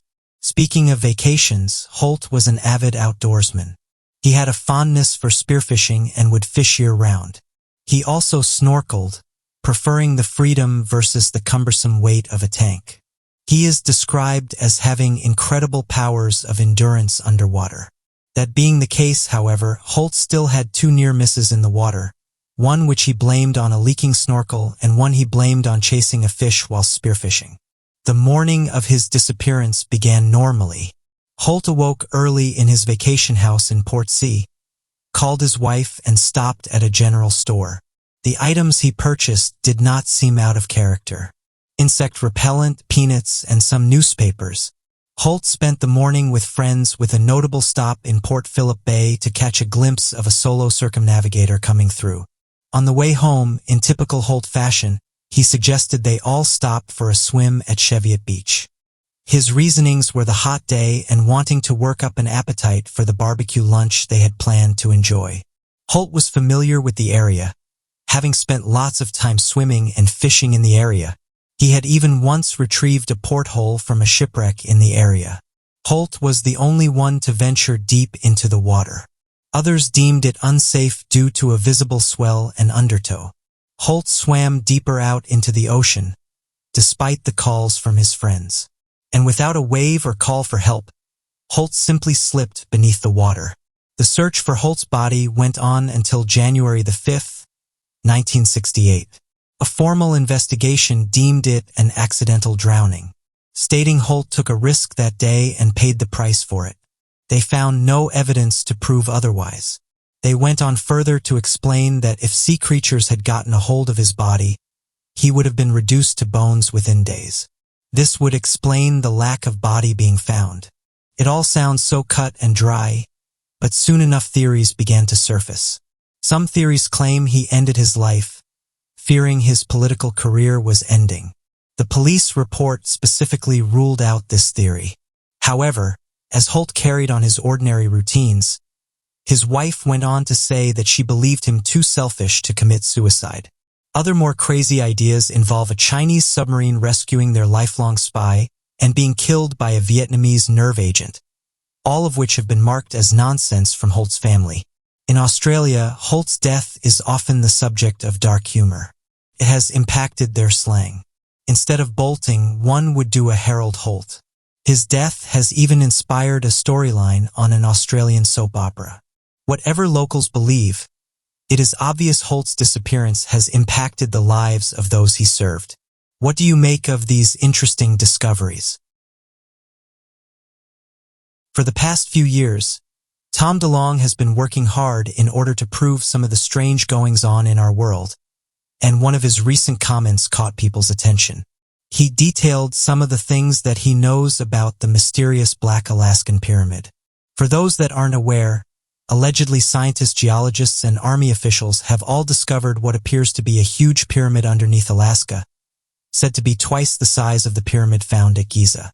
Around 1992, scientists working in the area said they detected a mysterious anomaly buried underground, which in turn led them to use seismic recording equipment in order to get a better understanding of what they were dealing with.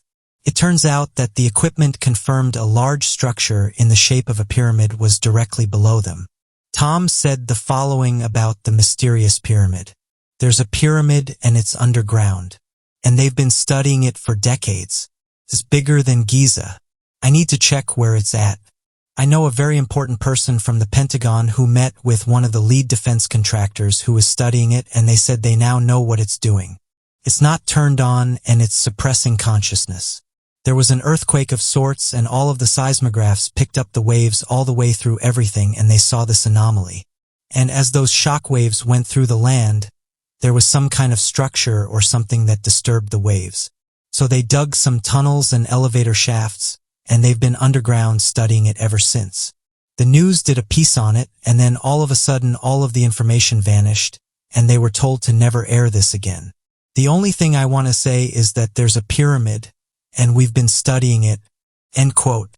One of the geologists who was involved in the recordings was that of Douglas A. Mushler, and he said that a detonation was set off in the area, and this was initially done in order to map the Elf's crust. However, the recording he got back confirmed that a huge pyramid was sitting firm inside the earth. As mentioned by Tom, news crews then came in and did a story on the discovery, but when Douglas tried to get into contact with them to see how the story was doing, he was told that the story had never run, saying that they didn't have a copy of the broadcast and was told not to ask any more questions. After searching around and asking family and friends whether they had recorded the story, he quickly discovered that the story had seemingly vanished. Although he notes that people did report seeing it and confirmed that they had seen it by reciting some of the details of the findings. It turns out that the mysterious discovery was only covered by Inquige's Channel 13. Douglas then emailed Linda Moultonhull, an American investigative journalist who has a passion for the unknown. The email reads as follows: "My name is Douglas A. Muchless CW2, USA retired, and during my service tour in Alaska, I was informed of a pyramid under the land in Alaska. There is other information concerning this that came to my attention, and this was after it was reported to us in 1992. I've tried to pass this on to others, but have not heard any response to my information. I assure you I'm telling you the truth about this, and I think that this has been kept quiet by our government, as the news was buried the very next day after it was brought to my attention. If you can help me get this info out, please call me so I can talk to you about this. My phone number is redacted. The whole story is pretty interesting, and this can be verified with your contacts. I'm assured of that, as I do not have them and came up with 0 from the news people there. I'll tell you the whole story if you're interested. I've only contacted a couple of people, but have not heard back from any of them. I'm wondering if my emails are getting through to them, or is this an old story that has no interest to news reporters? Thank you for your time in this matter, Douglas A. Muchler." Due to information being limited on this, and only a few alleged military officials coming forward, some have speculated that it's an advanced pyramid that was created by a highly intelligent civilization. For years now, there's been speculation about pyramids and whether they hold some type of power. Some researchers have concluded that pyramids are actually giant generators and that they can interact with and have a direct effect on the electromagnetic field. In fact, one physicist from Ukraine decided to conduct some tests and said that with the help of the Russian government, he was able to build a giant 140-foot pyramid outside of Moscow. and said that the results they got from this pyramid were incredible. The test showed the following that changed around and inside the pyramid. The regeneration of tissue would happen at a much faster rate.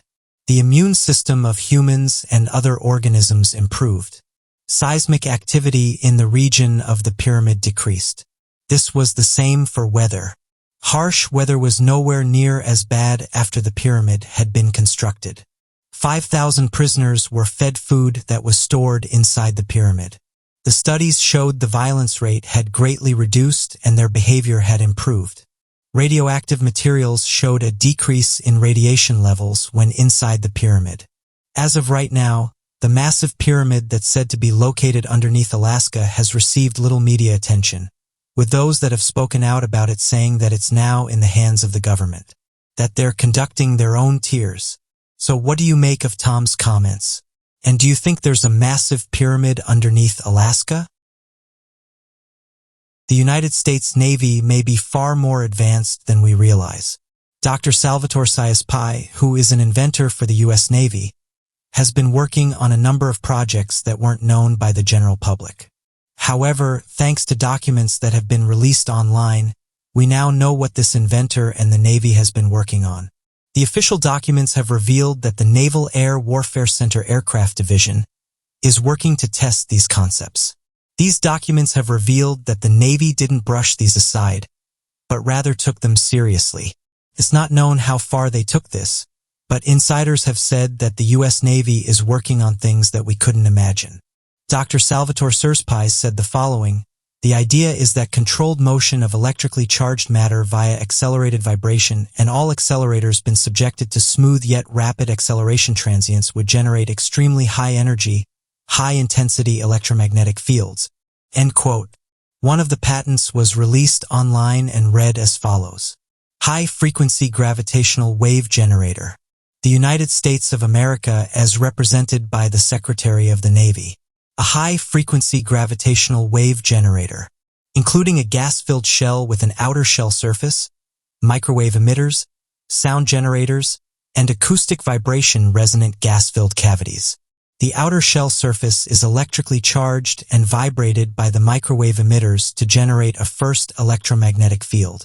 The acoustic vibration resonant gas-filled cavities each have a cavity surface that can and vibrated by acoustic energy from the sound generators, so much so that a second electromagnetic field is generated. The two acoustic vibration resonant gas field cavities are able to counter spin relative to each other to provide stability, and propagating gravitational field fluctuations are generated when the second electromagnetic field propagates through the first electromagnetic field. The invention described herein may be manufactured and used by or for the government of the United States of America for governmental purposes without payment of any royalties. Gravitational waves can be seen as undulations in the structure of spacetime, or to be more exact, ripples in the curvature of the spacetime fabric. These waves are propagating fluctuations in gravitational fields, which arise due to the dynamics of massive physical entities. The source of gravitational waves may not be massive in nature. As long as this motion is represented by high frequency, high energy, far from equilibrium dynamics, this can be observed from the energy-momentum tensor expression in the GR field equations. Artificially generated high-energy electromagnetic fields aggregate collective state composed of the superposition of all fluctuations in the collective quantum fields, permeating a given spacetime locality. According to quantum field theory, the strong interaction between the fields is based on the mechanism of transfer of vibrational energy between the fields, further inducing local fluctuations in adjustment quantum fields, which permeate that spacetime locality. These fields may or may not be electromagnetic in nature. Another document reads as follows: craft using an inertial mass reduction device. The United States of America as represented by the Secretary of the Navy. A craft using an inertial mass reduction device comprises of an inner resonant cavity wall, an outer resonant cavity, and microwave emitters. The electrically charged outer resonant cavity wall and the electrically insulated inner resonant cavity wall forms a resonant cavity. The microwave emitters create high-frequency electromagnetic waves throughout the resonant cavity, causing the resonant cavity to vibrate in an accelerated mode and create a local polarized vacuum outside the outer resonant cavity wall. There are four known fundamental forces which control matter and therefore control energy. The four forces are strong nuclear forces, weak nuclear forces, electromagnetic force, and gravitational force. In this hierarchy of forces, the electromagnetic force is perfectly positioned to be able to manipulate the other three. A stationary electric charge gives rise to an electric electrostatic field, while a moving charge generates both an electric and a magnetic field, hence the electromagnetic field. Additionally, an accelerating charge induces electromagnetic radiation in the form of transverse waves, namely light. Mathematically as well as physically, electromagnetic field intensity can be represented as the product of electric field strength and magnetic field strength. Electromagnetic fields act as carriers for both energy and momentum, thus interacting with physical entities at the most fundamental level. Artificially generated high-energy electromagnetic fields, such as those generated with a high-energy electromagnetic field generator, interact strongly with the vacuum energy state. The vacuum energy state can be described as an aggregate, collective state comprised of superposition of all quantum field fluctuations, permeating the entire fabric of space-time. High-energy interaction with the vacuum energy state can give rise to emergent physical phenomena, such as force and matter unification. According to quantum field theory, the strong interaction between the fields is based on the mechanism of transfer of vibrational energy between the fields. The transfer of vibrational energy further induces local fluctuations in adjustment quantum fields, which permeates space-time. These fields may or may not be electromagnetic in nature. Matter, energy, and space-time are all emergent constructs which arise out of the fundamental framework that is the vacuum energy state. Everything that surrounds us, ourselves included, can be described as macroscopic collections of fluctuations, vibrations, and oscillations in quantum mechanical fields. Matter is confined energy-bound within fields, frozen in a quantum time. Therefore, under certain conditions, such as the coupling of hyperfrequency axial spin with hyperfrequency vibrations of electrically charged systems, the rules and special effects of quantum field behavior also apply to macroscopic physical entities, macroscopic quantum phenomena." End quote. Many of the comments that followed on from this said that we really have no idea what our military is capable of and said that they likely have things that would blow many people's minds, while others said this is a perfect example of truth is stranger than fiction. So what do you guys make of these documents? And what sort of things do you think the Navy is working on? For the last few days, residents living close to New Hampshire and the United States, along with Massachusetts and Maine, have reported hearing mysterious booms, causing some of the local residents to worry as they thought the noises may have been caused by an earthquake.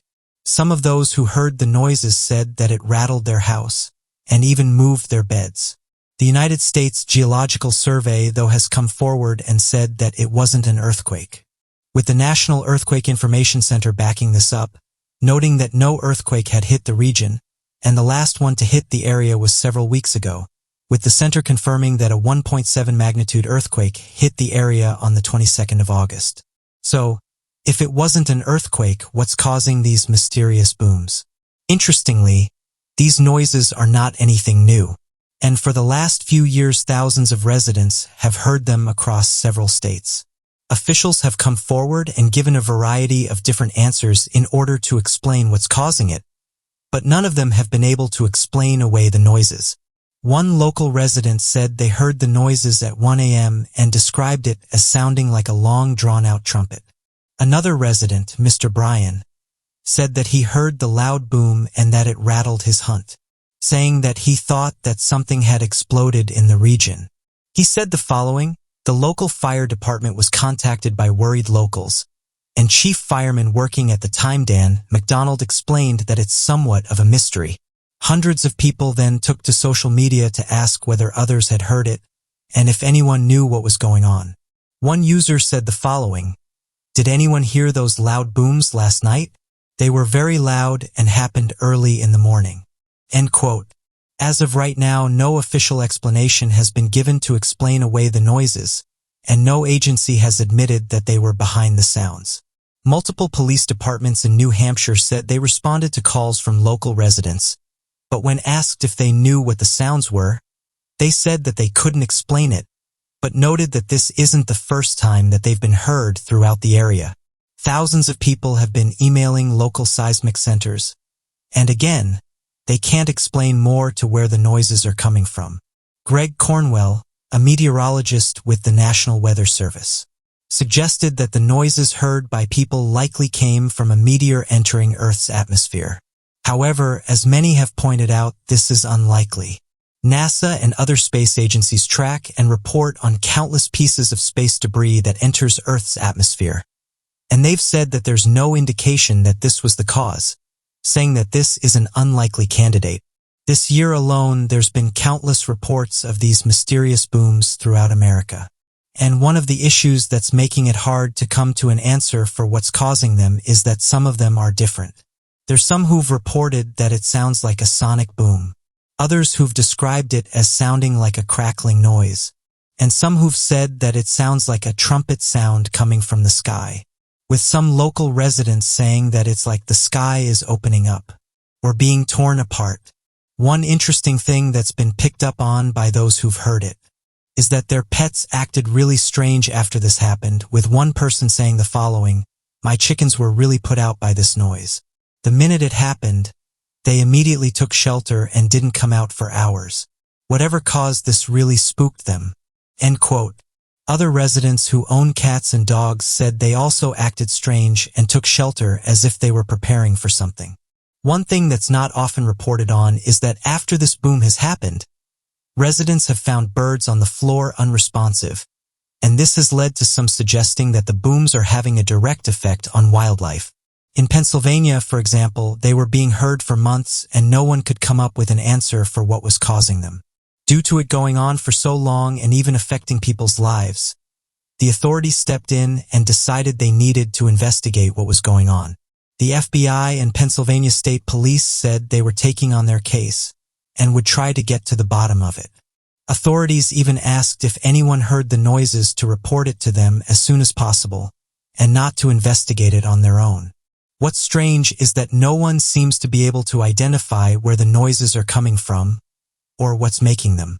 The majority of people reported that the sounds happened between 1 and 4 a.m. Local police have received hundreds of reports and complaints about the booms, even saying that when it was happening during the early hours of the morning, it was waking people up. One woman reported that when this was happening, her daughter would run and cry, saying that she was scared about what was going on. As you can imagine, all types of theories have been presented in order to explain the mysterious booms. However, as of today, the loud noises remain a mystery. Wheat Ridge Police Department spokesperson said police are likewise baffled and said the following: "We've had descriptions that are everything from a transformer blue to a sonic boom that you might hear of an airplane passing over or a jet passing overhead, and certain fireworks that give off loud noises. The challenge for us is that there isn't any evidence of what this could be, so what do you make of these mystery noises? And have you heard them?" Our world is rife with mysteries and enigmas. Through the years, a myriad of wondrous events have occurred and thousands of amazing discoveries have been made. We can never be quite sure what lies beyond the horizon. Between archaeological wonders and the rapid development of technology, there is an unbound potential for our future. So today we'll be taking a look at recent discoveries. Elon Musk says scientists only have a 5 to 10% chance of being able to make AI safe. Although many people have put a lot of hope in the future of artificial intelligence and in the possibilities that can emerge from a world run with the help of cognizant machines, one tech mogul is not so hopeful. Elon Musk is highly involved in the creation of artificial intelligence as well as research into the development of AI, of brain-computer interface technology that would allow humans to essentially merge with machines. His company, OpenAI, has even created an artificial intelligence system capable of self-teaching. Yet, despite his heavy involvement in the field, Musk remains apprehensive about a future run by machines and estimates that the ongoing efforts to make artificial intelligence safe for humans only has a 5 to 10% chance of success. This dire prediction means that AI will almost certainly pose an immense risk to humankind, and Musk is not the only one to recognize and voice these concerns. Stephen Hawking repeatedly claimed that he was certain that artificial intelligence systems are distinctly dangerous and could potentially replace humans altogether. Yet the realm of artificial intelligence development moves resolutely forward, and with it the capabilities of non-humans. AI systems have been developed that create languages, express curiosity, diagnose illnesses, identify different or unusual behaviors, perform military simulations, and even systems that are capable of creating other AI systems. It would seem that, with only a small amount of further development, the machines would not need us anymore. However, Musk is less concerned with a robot uprising reminiscent of a scene from a movie and more concerned with the potential barriers and possibilities that he sees in a future run by artificial intelligence. Firstly, he is wary of the potential for a system to be created that is not only smarter than humans, but also has the capacity for independent learning with no limits. Even though algorithms can be programmed or trained to recognize good and bad actions, they lack the emotional aspect of human feelings. When this unlimited knowledge is combined with the fact that AI machines lack emotions, remorse, or an inherent moral code, the possibilities for what an artificial system is capable of is alarming. Musk is also concerned about the likelihood that this enormous power would be controlled by just a few companies with the funds to develop the technology, and there is currently no oversight or regulations that would check the almost limitless power of whoever controlled the realm of artificial intelligence. It remains to be seen whether Musk's predictions will come to fruition, but in the meantime, researchers are carefully navigating this never-before-entered realm of non-human intelligence. Palpa Flat Mountain, seen as one of the most convincing pieces of evidence for that of ancient civilizations having once possessed advanced technologies, is that of the archaeological discovery of the Palpa Flat Mountain. Ancient astronaut theorists have often posited that perhaps the gods of ancient cultures that supposedly descended from the stars were not actually gods, rather advanced alien life forms. This would make sense given the fact that many cultures directly write about how the gods came from the stars or on machines that could fly. Interestingly enough, the ancient Nazca tribes also seem to hold a similar belief to their religion, and the evidence in the area only shows this further that it could very well be the case. As many different pilots flew over the area of the ancient tribes, a shocking discovery was made in regards to what they could see from the sky. Lines drawn out in the desert were made visible from the sky that appeared to be created over many miles of distance.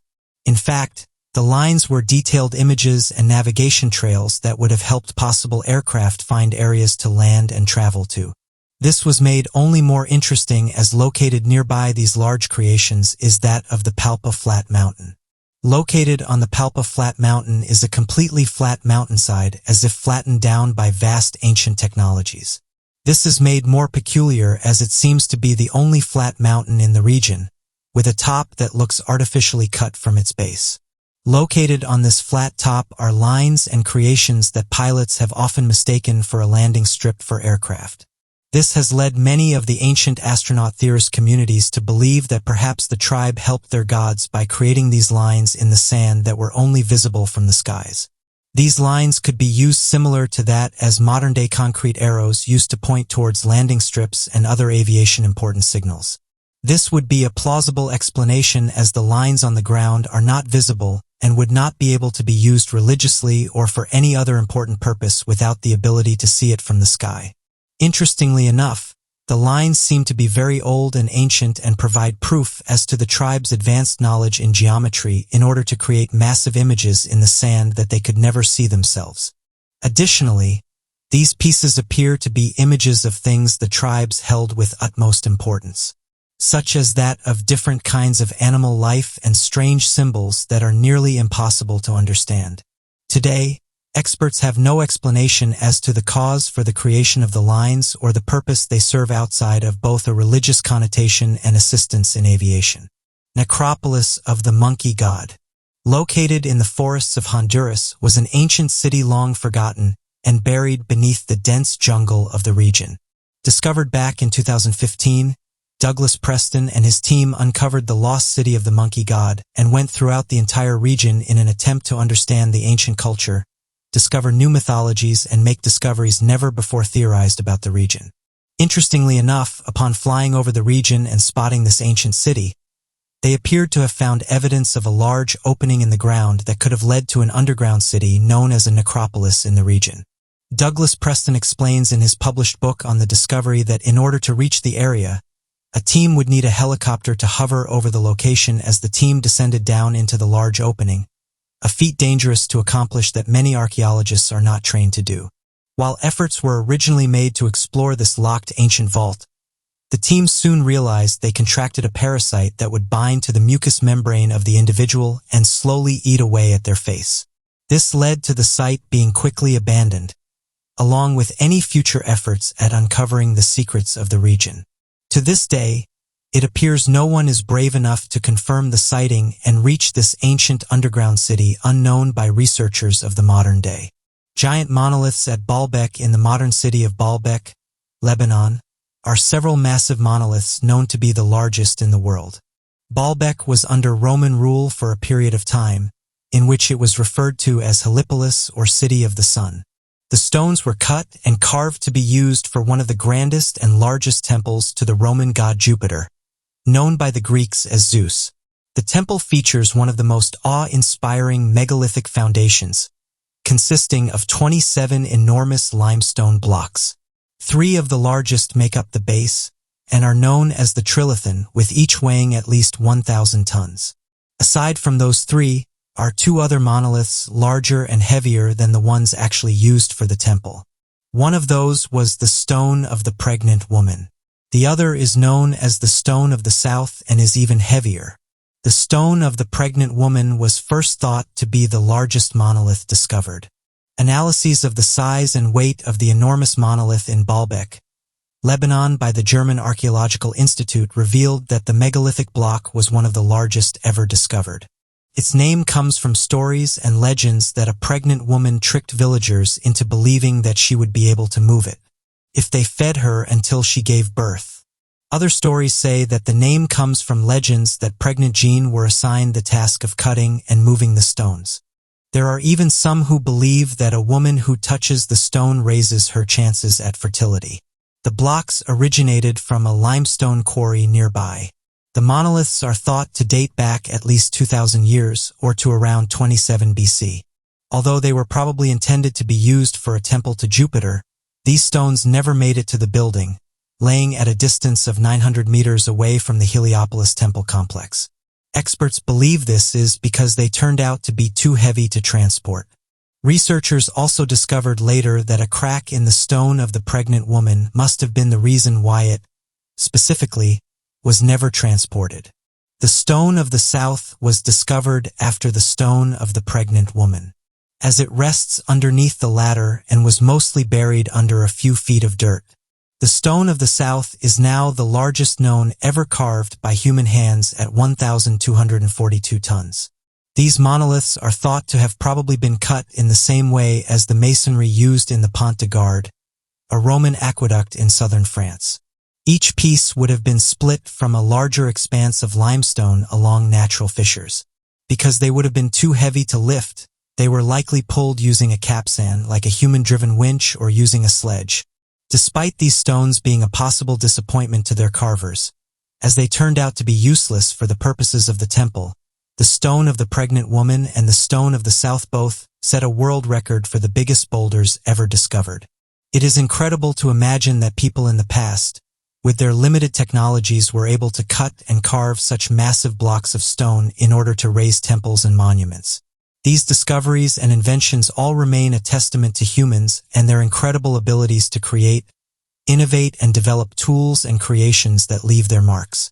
Although we may never have all the answers to how these monuments came about or what technologies were used to raise such profound monuments, we can be quite certain of the who lived before us. The mystery of the Rongo. The next mystery from Easter Island is that of the Rongo Rongo.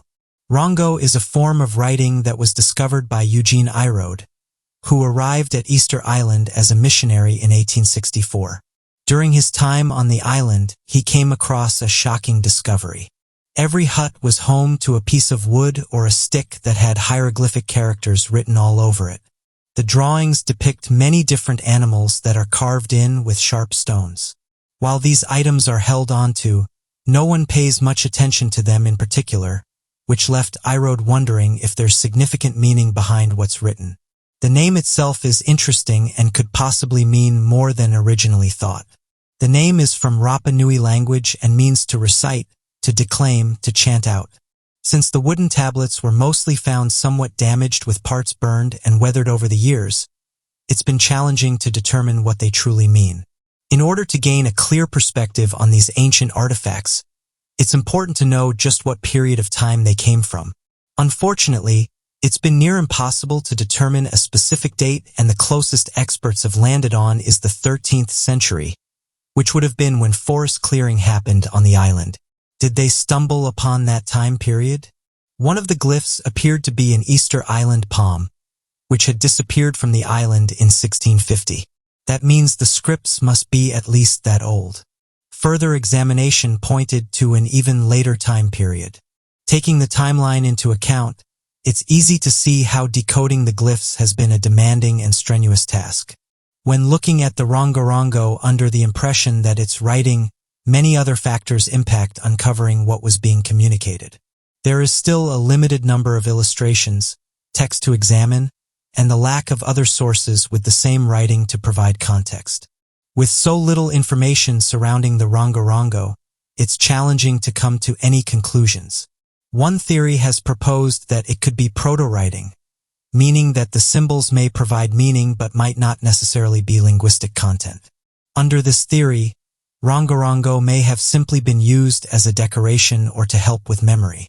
Whilst we still have no answers when it comes to the Rongorongo, it's interesting to see how it could have been used to pass down stories or events to the next generations. With time, we may come across more information. But what do you make of these interesting announcements and discoveries? When you think of Hawaii, you may think of pristine beaches, marine wildlife, and palm trees. But one thing that may not come to mind is that of mysterious flying objects. For the last few years, residents of Hawaii have reported strange objects in the sky, with some noting that some of the strange-looking crafts seem to emerge from the oceans, only to fly off at incredible speeds. This has created an interesting discussion, with some theorizing that these objects may be some type of hyper-advanced aircrafts, while others have said they could belong to the military and that they may be carrying out experiments close to the region. In recent years, though, various individuals have come forward with their stories, detailing that one craft that's often seen around Hawaii is that of a large rectangle, stating that it's black in color and is able to hover motionless without making a sound, and has been seen on a number of occasions making a quick exit. The black rectangle has been captured on camera, although as with many sightings, capturing clear footage of it seems to be a challenge. The craft is often seen hovering high in the sky during the night time, which makes capturing it difficult. Although other residents have said this has also been seen flying close to the ocean, as if it's scanning the waves and looking for something. One resident was able to capture a photo of the strange craft from their car and then upload it online. Many users said they weren't aware that this craft was being reported by locals, but did say that similar-looking objects had been seen by people in different countries and said that perhaps these crafts could be linked. Further noting that different shaped crafts also share the same abilities as this craft, with one of the most well-known ones being that of the Black Triangle. But as of right now, though, it's not known where these crafts are coming from and who owns them.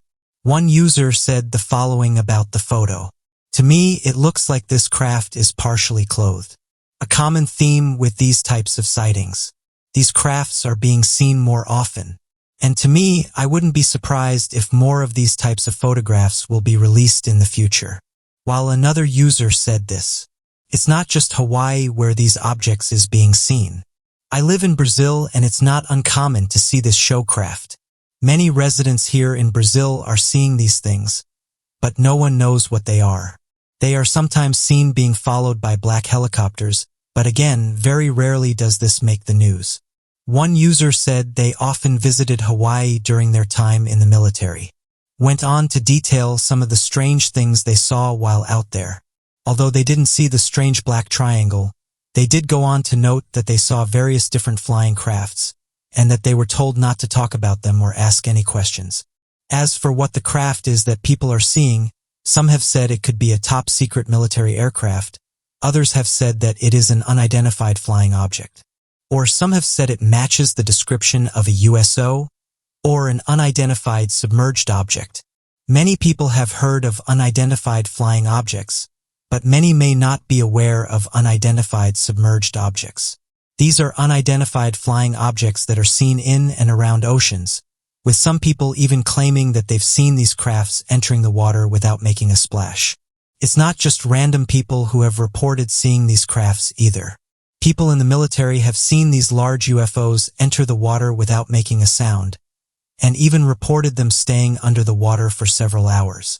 It's these types of reports that have caused some to think that there's bases under our oceans, and that these crafts are using them, and that perhaps they could be part of something much bigger.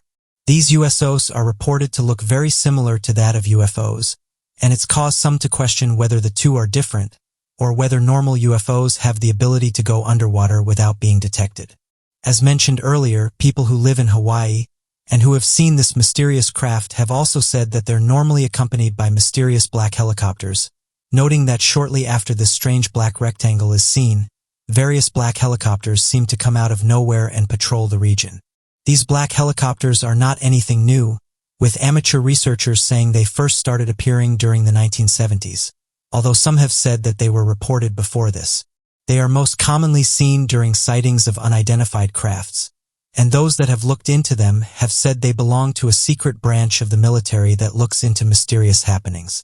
They were seen during the 1970s when cattle disappearances were being reported. From then on, amateur researchers have said they're often seen following mysterious crafts and help aid in cleanup operations that are being hidden from the general public. Black helicopters have also been blamed for interrogating individuals that saw or photographed strange flying crafts, with witnesses saying that they've been harassed by these helicopters weeks after the sighting. As of right now, it's not officially known who owns these and what their true purpose is, but due to them showing up around strange activity, it's caused individuals to label them as part of a secret black project. Although the strange rectangle craft isn't seen that often, residents who live close to Hawaii have said that it shows up every so often.